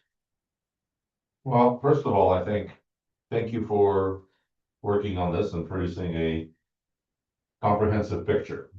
Okay. One of the things I picked up from your presentation is regardless of levy passage, there isn't a future without volunteers in some capacity. There isn't a future where we're simply not gonna have a volunteer program. I think we should always have a volunteer program. And selfishly, I say that because I hope that at some point in time, the Selkirk Northside relationship is even stronger. And I can use your volunteer program, because I've said from day one, they have a volunteer pipeline. We are having a hard time establishing it. So I would never say get rid of the volunteer program. Okay, so if we're gonna have a volunteer program, right, there are certain basic requirements that we're gonna need to fulfill. Okay. Start with risk mitigation. You can't have a volunteer without PPE. Right? Does the 7,600 include PPE for the volunteer? Yeah. Okay, And that's estimated, just so you know, that's the majority of that cost. That could come down. We could find some used. We could potentially, every time a volunteer leaves us, maybe reassign that. But if you get a guy that comes in at 7 foot, you're gonna have to buy him special gear. right, So, okay. Yeah. So did you say we have 2 or 3 potentially in the pipeline? Yes, 2 or 3. 2 or 3? Which side are you leaning towards? 2 or 3? I would say, knowing how things usually fall out is probably closer to that too. Okay. So we're looking at, with the people we have in the pipeline, if we initialize the 2, right, we're looking at 15K or so to get those 2 in. Of the ones that are currently on the roll, some have expired PPE. I should have specified, all of the stuff that says 2011, that's expired. Okay, so, but the 2020 is not. Correct. Okay. So, given their barriers to becoming truly active, right? From my perspective, but I'll take the chief's guidance on this. I haven't managed firefighters. It would be a question of making a decision. Do we buy PPE for this person because we think they're gonna become active, or there is, high enough potential? Or do we take them off the list, say, look, you don't have the PPE anyway. There's not that much you can help with, right?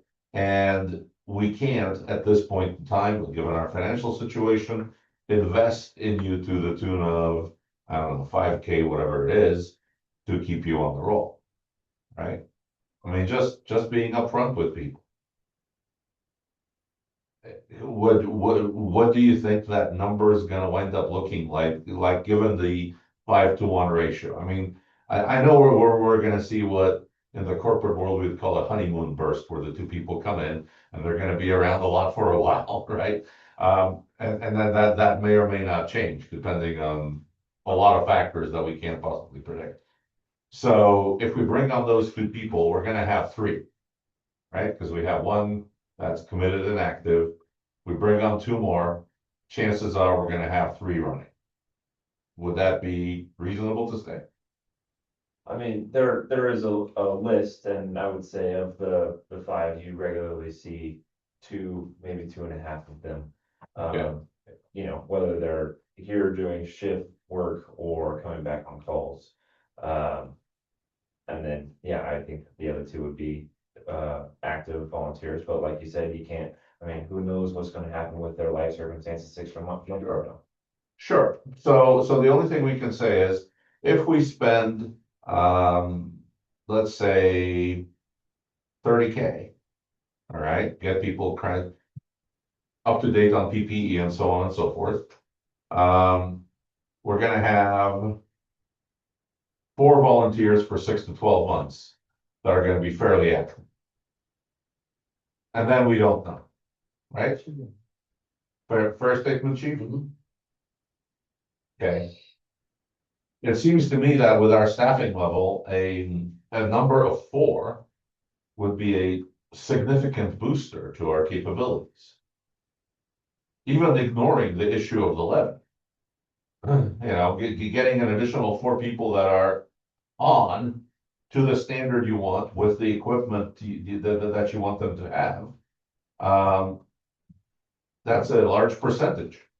Yeah, I would also like to point out the fact that, you know, if you look through, where they are in their in-house training, you know, not all of them have completed it, and they have all been doing for well over a year.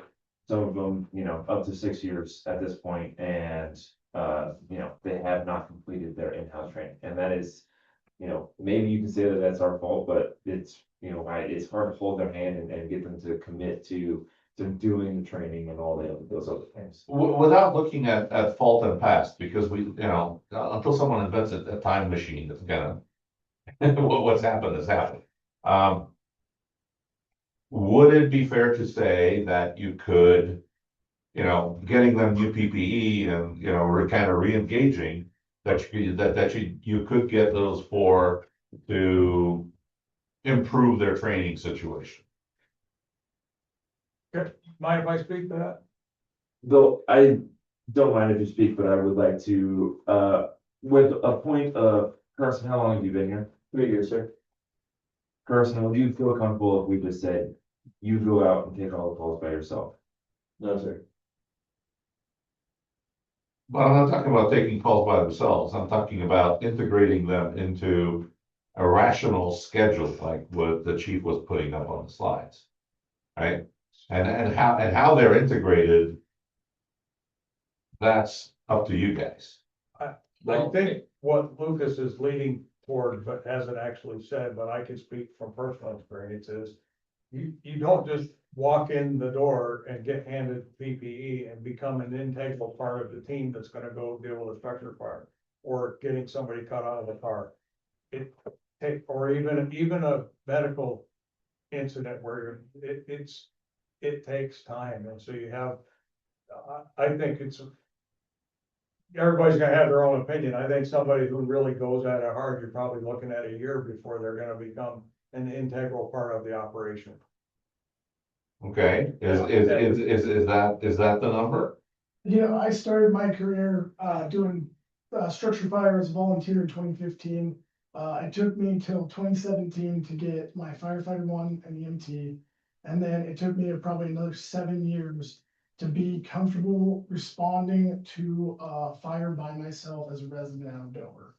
And it has taken me till about a year ago to get into a career position.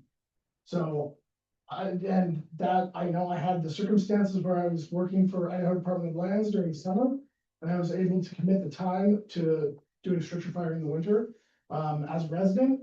So you could essentially cut those numbers in half, except for maybe the initial portion before I was employed with Idaho Department of Lands. Okay. So roughly 2 years, and then probably looking at 3.5, if you were here full time, to be a volunteer that is comfortable not only responding to an incident by themselves, but capable of doing so. Okay, but again, you know, let's not look at this as a standard of them being able to respond by themselves. 'Cause I don't think anybody would reasonably expect that. Right. For volunteers that are just coming on especially, or for volunteers who haven't executed the training to the level that maybe you would like, right? The question is, for that $30,000 of startup money, right? Are we getting benefit? And I would assume everyone would say, yes, we're gonna get some benefit, right? And then is that benefit worthwhile for the 30K? Based on the chief's presentation, I would say, and based on the timelines you guys have just given me, I would say, if we want a volunteer program that continues to be successful, accepting the success criteria of the current one, we better get moving. Otherwise, we're looking at attrition and downscaling a successful volunteer program, which I've also just heard said is something that we want in any future. I would agree with that. I would just, you know, I want you to be aware that there will be times where, people will come in, we'll spend the money, and then it won't pan out, right? And yes, we have that gear, we can maybe get that to the next person, but they may not fit that gear that you just collected. So No, it is going to cost money that Okay. you can't guarantee that it will or won't be. This might be more of a helpful matrix, because the people that are in this room that were at one point volunteers or are currently volunteers are the ones that have stuck around for whatever reason. Carl, I'll start with you, Carson. How many volunteers have you seen come and go in your time in the last 3 years? Quite a few, more than I can count. Lucas? Since I started Northside 19, I want to say somewhere around 30 to 40. How about you, Captain Hansen? How many have you seen? At least that, yeah. So no, we go through these people, people come in, people leave, and sometimes it's 2 months. I've seen people leave as soon as a week. I've seen people, stick around for 4 years and then decide that this wasn't for them for whatever reason. Yeah. So it's kind of a crapshoot, unfortunately. And it's not because they're being run out. I guarantee you that. It's just because life gets in the way, they get a different job. They find out it's not really what they thought it was. It's too hard, it's whatever. It's anything but being run out. Okay, so I never said that they were being run out, and I'm not the guy who posted that on social media. So, please don't assume that I'm coming from that perspective, because I'm not. I did not. I made a statement. Yeah. Now, having said that, I understand it's a crapshoot. Not everybody's gonna pan out the same way. Okay, but there is a basic truth here, which is, in my mind, correct me if I'm wrong, if we don't continue to invest in the volunteer program, we are agreeing to a downscaling of the volunteer program. No, absolutely. And we want a volunteer program. I think, in my own personal opinion, I think that needs to look more like residents. I think that's the way we've been successful as an agency, or Selkirk's been successful as an agency in the past. You have to give to get, nowadays, and if, one of the big things, especially in this area, is, housing. There's a lot of people that have to work 2-3 jobs to make ends meet and, be able to keep a home. And if that's something the district can provide, that's a much more sustainable looking model than it is just expecting this person that's already working 2-3 jobs to come in and volunteer their time. Okay, so I feel like instead of me taking up time and asking questions, going back and forth, what I would like to request with my other board members' agreement, hopefully, is that let's get a viable best case plan, okay? Well, how do we bring those 2 additional people on board? How do we maximize the involvement of the existing volunteers? If that's a resident volunteer, that's fine. What does that look like? What does that cost? Right? If that's not resident volunteer or a combination, what does that look like? Where does that cost? If we have 2 people in mind, we kind of know who they are. And I'm not gonna ask who they are, but you guys know who they are. You know what they're like, you know what their capabilities are, you know where they are in terms of training, attitude, so on and so on and so forth. So with the resources we have in the pipeline, I would ask for a plan. Let's how do we move it forward to the best of our ability based on the experience you guys bring to the party? And what does that mean in terms of money we would have to authorize to make it happen? Is that a reasonable thing? Yeah, so I can come back with a staff report on what we would need. I think the details of bringing the people on, hiring, all that falls into the operations department. If we want to kickstart the volunteer program again, and with the understanding that we're going to focus on these few candidates at first to make sure that they're successful, with a conversation about maybe the 3 that aren't as active, where they sit in the future, we can. But there's some stuff that I'm hearing in here, and we're all throwing darts at the dartboard, and it's hitting the wall around the dartboard. And really what I'm hearing is I do want a volunteer program. I want a volunteer program in one of these districts that's successful, because I think we bring people like him through the system. We have our potential future staff. We also give people, young people, opportunity. We give them something to strive for, and hopefully being in a career like this, they don't make other bad decisions. And I also think volunteers are great for a force multiplier. I think they're great on extended incidents. I think they're great for community events. But it's not, and I have to say this, and I know I've said it before, but I have to say it, it's not gonna solve our problem. What we're really talking about is a return on investment on people, and it's really hard to say a ROI when you're talking about a human, right? It really is, but at some point, the big bullet points, two of the things that I heard in here in the room were on my PowerPoint. Make the calls, meaning stay engaged, and being able to be on their own. I disagree. There is going to come a time here where these volunteers are gonna have to be on their own. They're gonna expect to be on their own. The days of Sandpoint, Sagal, and Westside rolling engines into the Northside Fire District to mitigate incidents when Northside can only produce one person on a fire engine or no people on a fire engine, those days are going to come to an end. And Northside is going to have to figure out how to be self-sufficient or be part of a bigger system. And I know that sounds, that is a big, bold statement to say, but that is why I put in there, we have to figure out a way to keep them engaged, because if you put one person on a fire engine here and you kept mutual aid the way it is, not only would you have questions from your mutual aid partners, but the reality is that these volunteers would come in, they drive 10 minutes to Samuel Station, throw all their gear on the brush truck, start driving towards the structure fire, only to show up to be asked to roll hose. First of all, that's not the right way to treat people. Second of all, it's only gonna be so long before they get bored and the pager goes off at 2 a.m. and they roll over. So what we have to do, and again, I'll bring up the scenario where we had before, is I had a fire chief that said, well, you need to wait for volunteers, and I was a paid guy. And so I pull the engine out, I put my gear on, I go get a cup of coffee, I use the bathroom. Meanwhile, Mrs. Smith is down the street not breathing, but I have to wait for the volunteers, because that was the only way the chief knew how to keep the volunteers engaged. And when we would make decisions and roll out without the volunteers and then cancel them, I'd go back to the station and I get yelled at because I made the volunteers feel unwanted.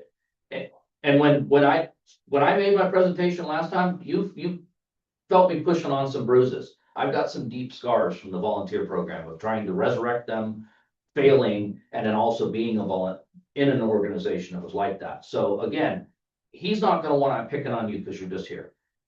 He's gonna get tired of waking up at 2 o'clock in the morning to be asked to roll hose in the snow or not really be engaged. So then what do? Do you pull back from mutual aid and say, well, we're gonna slow our response down so we can keep our volunteers involved? Or ultimately what's gonna happen is the partners are gonna make that decision for you and they're gonna say, no, you get on scene and you decide if you need us and then you call us and we'll see if we can fill a response.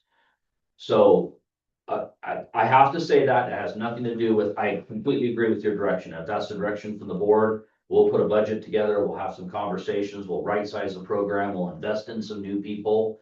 But the clock is ticking and I don't have the time to get him ready to run calls by himself. So that's it. I don't want to be fear mongering and I really don't want to be the emotional guy that I can be at sometimes, but it's you give me the money policy, the high level direction, I'll make a program happen, but I have to sit in this meeting right now and wave the flag of the, I can't build back a legacy volunteer program to solve the issues that we're heading towards. Because the legacy programs that I came up in, that these guys were involved in, they had people in the volunteer program that were at the captain decision-making level. When I started in the volunteer program, I didn't know anything. My training was go find some gear that fit. You're on the engine. But I was going with a guy that had years in the fire service, years as a volunteer. He had that slideshow to be able to make those decisions. Once you start losing that legacy, that knowledge, that experience in your volunteer ranks, it's next to impossible to bring that back. End of rant, sorry. No, it's good stuff. Well, I don't know if Captain Hanson remembers, but I do remember in Tampa, we ran into that same thing, where we were said, wait for your volunteer to show up before you roll out. That's Battalion Chief Hanson's view, I think. He's never gonna provide that level of respect. You. Or Mr. President. I'm just to be clear, I'm not anti. I want a program that works. I want a program that's successful, but I'm gonna be realistic in what I measure success. I think it's important to go back to, don't go back to the slide literally, but the ratio. right? You're talking, if you had a combined setup with, 4 paid staff, so 2 shifts Mhm. are paid, and the balance would be, Friday, Saturday, Sunday, and night times of, I forget how many volunteers were, was it just one? Or no, it would be 3. I'm saying it's closer to 5 to 1, so I said we should go to a roster of 20. That's where I was looking for, and that's minimum, that's if everything goes. Right, that your ratio works out, so. I just don't want anybody to be under the impression that if we. Bring on 2 more volunteers and give them some PPE, that we're good to go. It would be the very beginning of reestablishing a program that now has to get built and continue that over years to come with more people, more equipment, more training. And the reason it all got wound down a year, whenever it was that we decided to, was because we weren't able to achieve those things. We didn't have the people or the money. And as a residency program, which Brian spoke about, is an awesome thing, but we don't have a place to put residents now. Unless they're gonna be in a tent with a porta potty or something. We don't have so. When you got legacy people in the community like Aaron, I even talked to Aaron, well, how come you don't come back and volunteer? Oh, I keep with this and work and, I mean, right? And you know him, you know how much he works. Yep. So, but there's a guy that he's almost plug and play in the fire service. Right, he was at Westside for how many years? Too many. Right, but I mean, that's the kind of person that needs to step back He in. actually got on where he became assistant chief and he was an interim chief.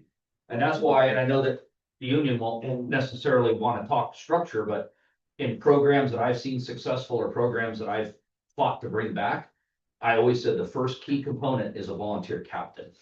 Because you have to have that oversight for the program, you have to have somebody that can train, and then you have to have somebody that's gonna lead these troops out there. And so I think we are far from that yet. I'm not saying that I disagree with investing in these new folks. I think anything we can do. And it then again becomes a metric for measuring, right? It becomes another measurement of, is it successful, is it failing? I mean, to me, if there's gonna be a successful program, there has to be a long-term plan. And anything we do short of that is short-sighted. Think if we're doing a short-sighted thing. Or an immediate thing, thinking that we've now created a solution for the long term, we aren't looking at reality. And I'm not against program at all, in fact, I'm part of it, but. To be the solution as an alternative to. An inadequate budget. We aren't there. But if we got the temporary levy and we didn't try to recruit 20. The reality is that knowing that we're facing another cliff, we could start building some of that knowledge experience in the volunteer ranks. Yep. Get some folks into some company officers, some fire officer training, so that we could say, well, in 2 years, if we're in the same situation, again, now we at least have Bob, Bill, and Sue on the roster who have fire officer law. All right, so let's come up with a plan. What's needed. Okay. And then we will revisit this and we can. move forward. Yay. I can argue right.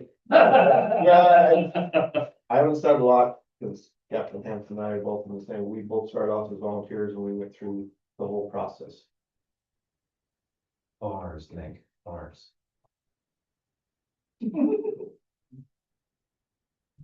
Might not be next month, but in the next 60 days, I'll have something to get it rolling. And we'll, based on direction, I don't think you need to do a motion, we'll continue. I think we've already done the interviews, but we'll continue with trying to engage those people. And there are people within Sago, Sandpoint, a little bit here, who have been through the process. And there's a lot of uphill, because there's not a lot of homegrown people that are still around, they've been torn down. So it's a little tougher, that's one of the. Yeah. Hurdles that you guys have to cross. Well, it's tough to live here, really tough. So, But you're gonna get one gear in this plan. And a pager, and a radio, and a take-home vehicle. I've got pager already. I've got an old brick, I still monitor. Don't laugh. All right, so let's move on. number 11. Format and content of meetings minutes.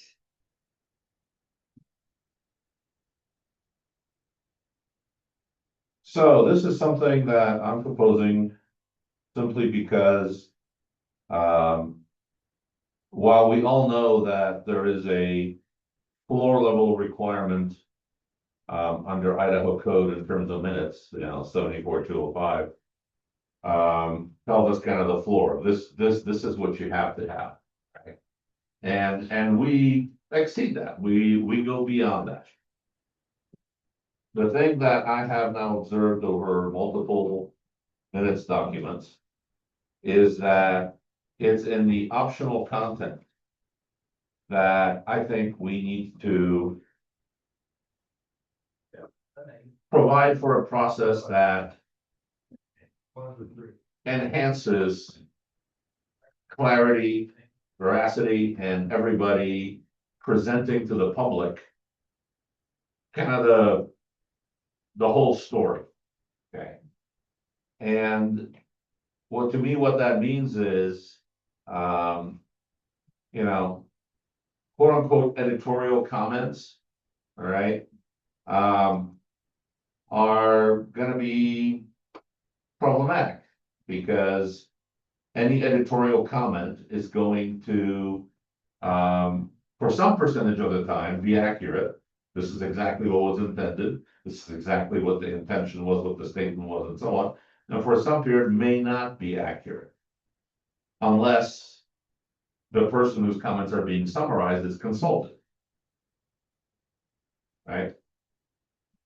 If we were capable as human beings of complete understanding of each other, that would be wonderful, but it seems like we're not capable of that, which is why we have a lot of debate and why we have a lot of discussion and why we need to circle back and make sure that understanding has truly been achieved. Okay. So that's editorials. Summaries are prone to a similar issue. If we're gonna summarize something, if the summary is accurate, fantastic. But if it's not, it might create a impression on the reader, whether the reader is a member of the public or someone else, right? That is not accurate in terms of what was said, what was stated, what the intention was, what the feeling is, right? So we fall back on the last of the optional content, which is direct quotation. Okay, if you quote somebody directly, that sounds like a great idea, but that only works if you quote the full context. If you don't quote the full context, if you select a part of the comment and then summarize the rest, or select a part of the comment and don't provide the context, that's not necessarily the most clear, most complete presentation of what was said or why it was said or what was going on. So my intention here was to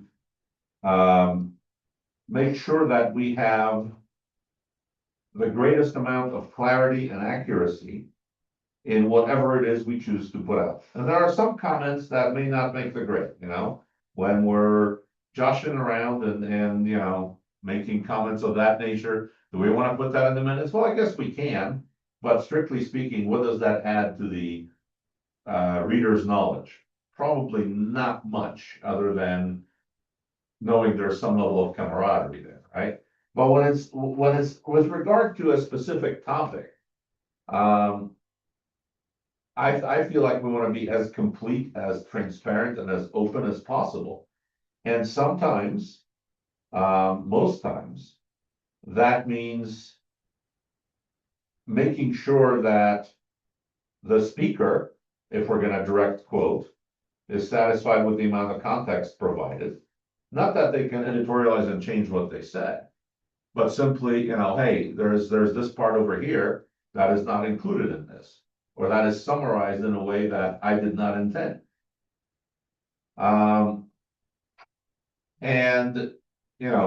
to me, editorial comments in a document like meeting minutes should be excluded completely. Because it should not be the person composing the minutes who gets to say, well, this is what they meant, and this is what they were saying or not saying. So I just want to make sure that what we provide is complete and open and fully indicative of what was said during the meeting. And that's really all I put in here. You know, my suggestion for making sure that everything is presented fully and openly and concretely is that we eliminate editorial comments, okay? Anywhere where there is summarization, that we provide a feedback loop. Is this summary accurate based on what you said and based on what you intended?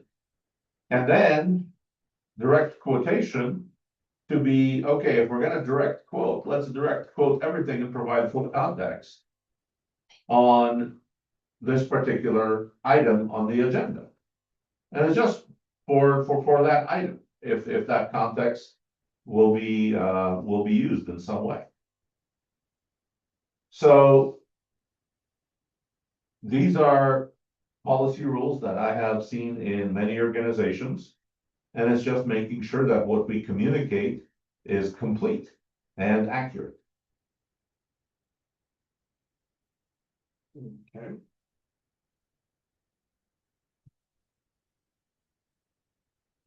You can copies of the recorded minutes. I do. Well, not recorded minutes, the meetings, yeah. Yeah.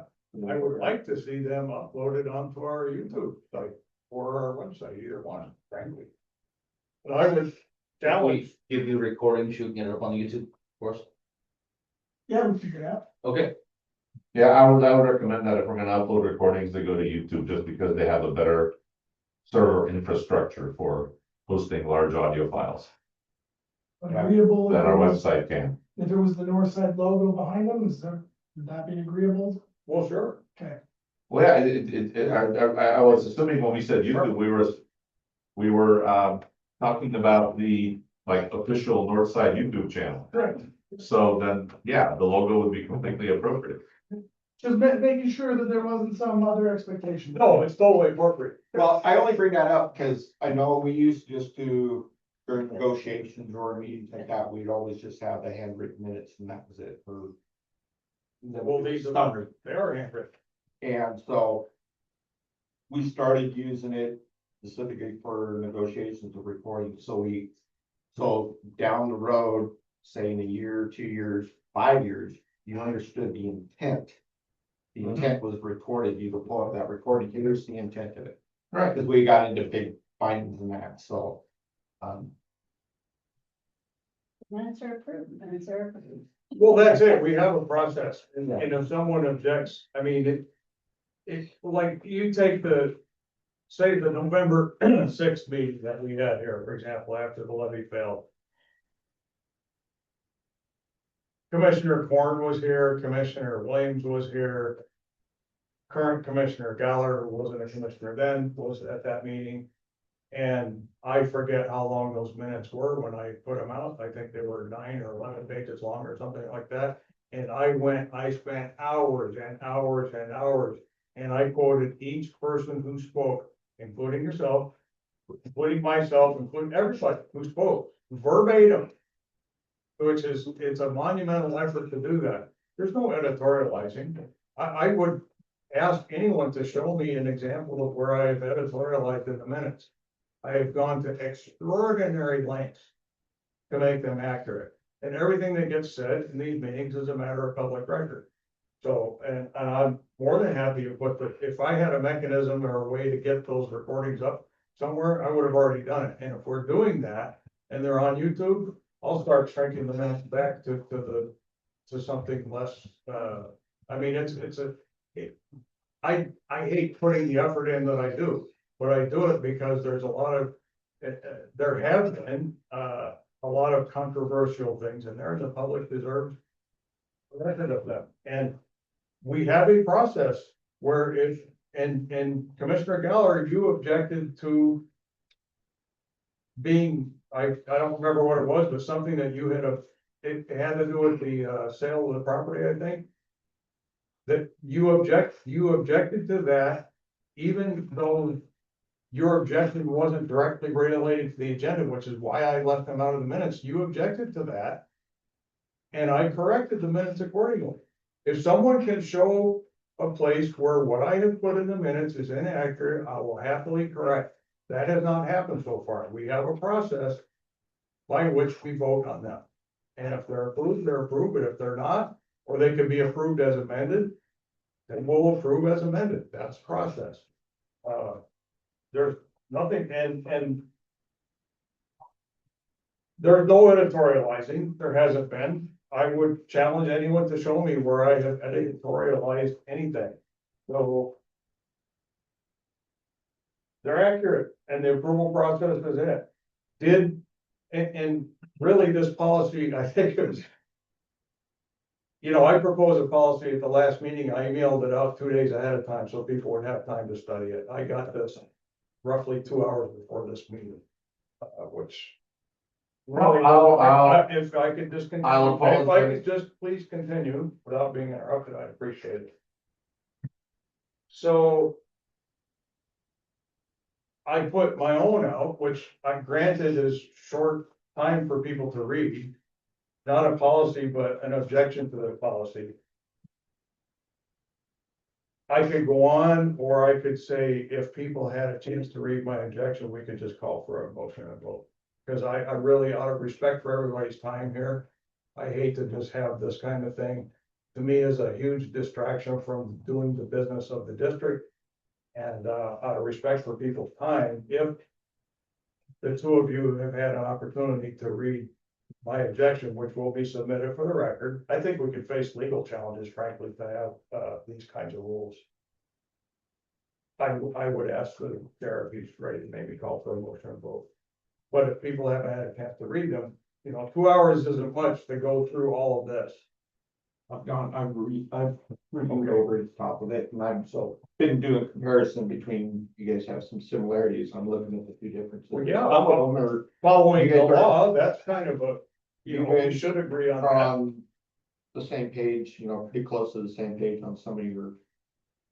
But I'll tell you what So, I will never do, and it wouldn't be practical. Take that November meeting, for example, we had how many people that placed out here? There were probably 10 or 15 people quoted, and this thing says that I need to go around and to each one of those people and get their approval to quote what they said. It's a matter of public record. Actually, it doesn't say that. It does say that. No, It's- it Well, I'm doesn't. not gonna, say what it says. No, it says what it says, and it says that for summarizations. You wanna circle back with the people, with the person whose comments are being summarized. Not direct quotes. All it says for direct quotes is that the individual quoted. And that all discussion should be accurately quoted and attributed to the correct speaker. You want a unanimous approval of the minutes, so of what anybody was quoted or summarized as saying, so if one person objects to that, all of a sudden, we can't have a proper record. There's no way I'm gonna go with that. Not gonna happen. Again, Anyway, that, let's, out of respect for people's time here. I would ask if we've all read all the documents, I would request of the chair to just have a motion and vote.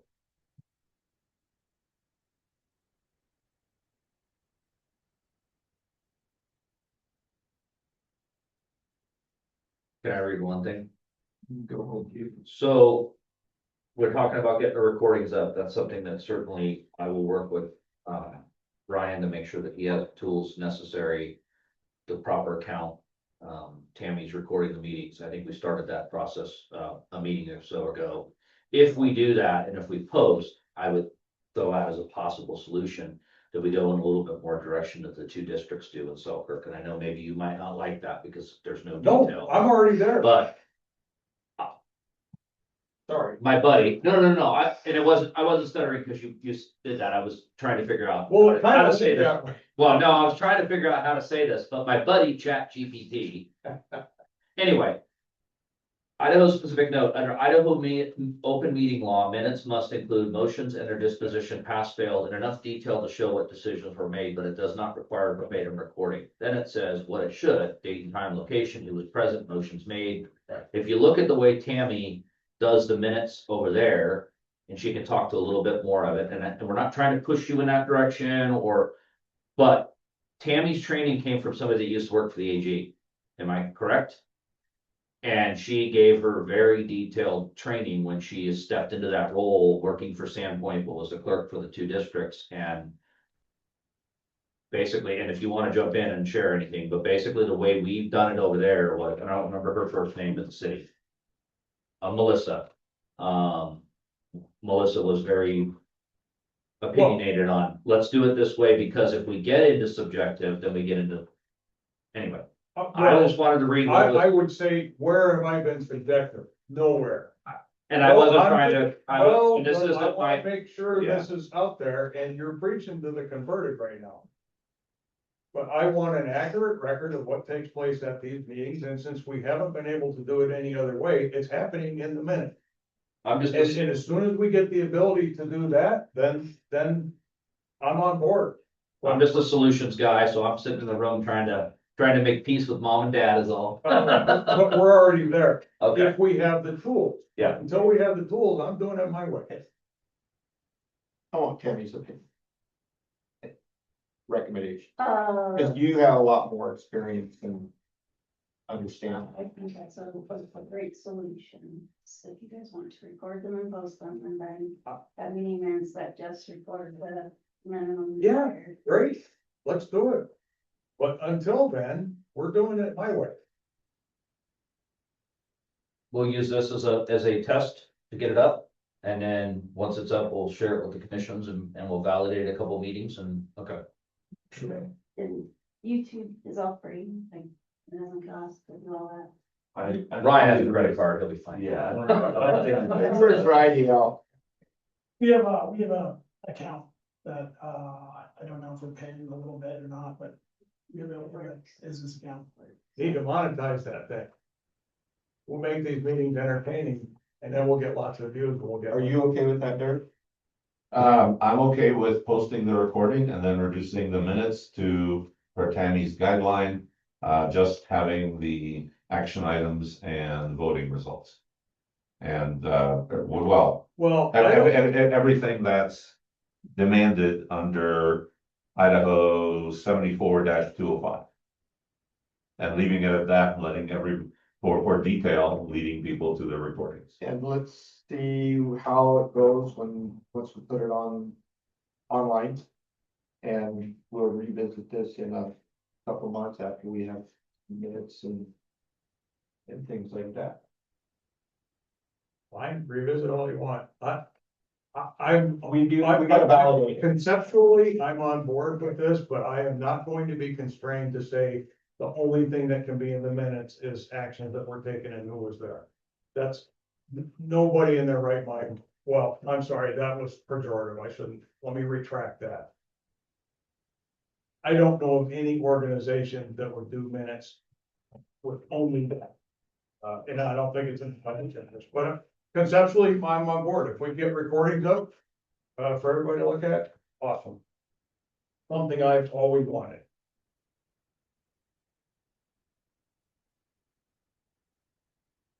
Could someone email me the link to the YouTube channel?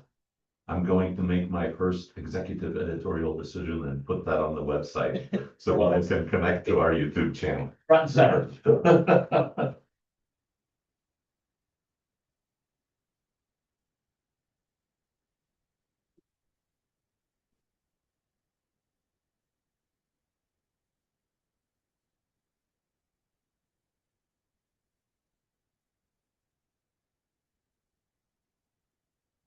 Work sure got quiet in here. I'm making jokes. Nobody else to say anything because it's recorded.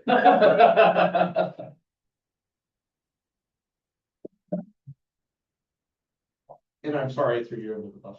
Oh, Cause thank you for asking. my I opinion. do like, cause you've been through this numerous times, and we have a lot more background, and I'm we don't no wanna go, more an expert than. if we don't wanna get into any legal.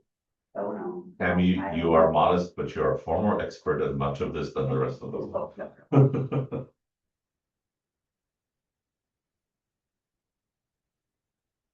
All right, let's move on. Side letter with professional firefighters of 7B wildland hazard mobilization. So the intent behind this was presented to me by the union president who's here, and he can answer any questions that I'm unable to, or perhaps Ryan can give a little bit of background on the ICMA and how that works. This was presented to me after we actually had a conversation about making sure that people from Selkirk and Northside that go out in a unified wildland response are compensated in the same manner. The second thing that this solves for me is making sure that the district is reimbursed appropriately, specifically calling out how the backfill would work for 48-hour shifts. I'm not gonna read the letter verbatim. Happy to answer any questions. Both Ryan and Lucas are here for questions related to the union side as well as the building side. For the sake of time, end of presentation. So I have a question, and it's probably purely related to my lack of direct experience in the fire service as a firefighter and as a union member. So this side letter appears to be dealing with the treatment of shift time versus overtime during wildland engagements and setting time limits and compensation. Is that accurate? So for clarity, this is what we are already doing. It is just not something that for Northside has been written down. I actually took this out of the Selkirk contract, because they have the experience and the time of having this written down. This is actually something that the state needs it to be written down, so they know like what rules that they're supposed to be following. And so this is what we're doing. This is just writing it down, formalizing it so that we can, as an agency, be reimbursed correctly for what we are doing. Is that fair? Yes, that's right, the money. Okay. There's a difference between shift hours and then when it's on the wildland, it's. I get that, because wildland is its own animal. I get it. And for me, on the management side of the house, when people go out, I want them to understand that they're gonna go out for 14 days. Yeah. You know, and I deal with a lot of people that go out and 4 days later, they're like, well, chief, this is hard work. Yeah. I didn't expect it to last this long, and there's an out. So. Well, that's not. No, I wasn't even thinking about you, I forgot all about you, I was thinking of a couple line firefighters that pulled back when we were in Montana. So if somebody makes a motion on this, if we're willing to look at this, if you make a motion on both of these, actually, if you could make sure that you approve, but then authorize me to sign, because it is a side letter, but this isn't something that I did. Since it is the CBA, that falls into your wheelhouse, so I had to bring them forward. This, So you're basically wanting. this is a contract that we are having, but ultimately this strengthens the contract that you will be having with the state so that you can be reimbursed appropriately. I got that the first time. Okay. Thank you. So you're wanting to basically open the contract. Whoa, hold on. No, we No, got you a side letter. it's a side letter. I just checked and I didn't decide that, right? It just, We can open the contract. no, no. Once you open the contract, you have to, it opens all the articles, All the eggs fall out of the basket. and we don't want to go there because we have that coming up later on. All right, Okay. fair enough. So, I'll make a motion okay, to approve the side letter with firefighter 7B, Professional. 2319, yeah, with the union. Oh, wait, that's, wow, we have two different ones. I know, but it looks like did they get out of order here? Services, You want. staffing, we have wild, It's a new article, the article, wildland hazard mobilization. yeah, that's a new article, Gotcha. addition of an article. Yep, anyway, I move to approve it and authorize Chief Armstrong to sign and administrative. I'll second it. All right. It's been moved second to accept the side letter with professional firefighters of 7B, the wildland hazard mobilization plan agreement with giving Chief Armstrong the authorization to sign. Any further discussion? All in favor signify by saying aye. Aye. Opposed? Motion will pass. On your left way here. Onward to side letter with professional firefighters of 7B, staffing levels. So yeah, on the last one, I should have said additional article, sorry. So this modifies an existing article. This changes nothing operational that we're doing right now, but what it actually does is it brings the CBA in line with how we are doing things. So when we talked about the policy manual and we presented that for your consideration, ultimately adoption, we did talk about the staffing policy in there and potential need to address some issues in the future. That is what's before you today. So what this does is it revises the language that'll be on the back page and brings it in line to refer to the policy manual, so that when we are doing callbacks and filling overtime and adjusting staffing throughout the 3 agencies that are in the JOA, Joint Operations Agreement, we're not violating the CBA. So that's what this is doing. So far, labor has been really good to understand the vision and move forward, and hasn't made an issue, but so this is really a cleanup issue. Discussion. Comment. I'll entertain a motion.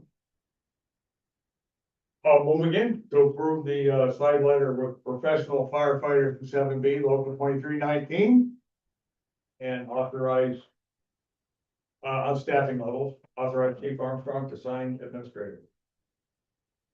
I'll second it. Been moved and seconded to accept the side letter with professional firefighters of 7B on their staffing levels.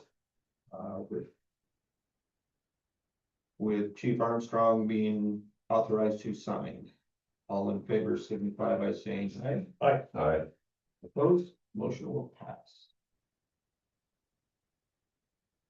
Entertain a motion to adjourn. So moved. Seconded. Been moved and seconded to adjourn this regular scheduled meeting of the Northside Fire District. All in favor signify by saying aye. Aye. Opposed? Motion will pass. 1823.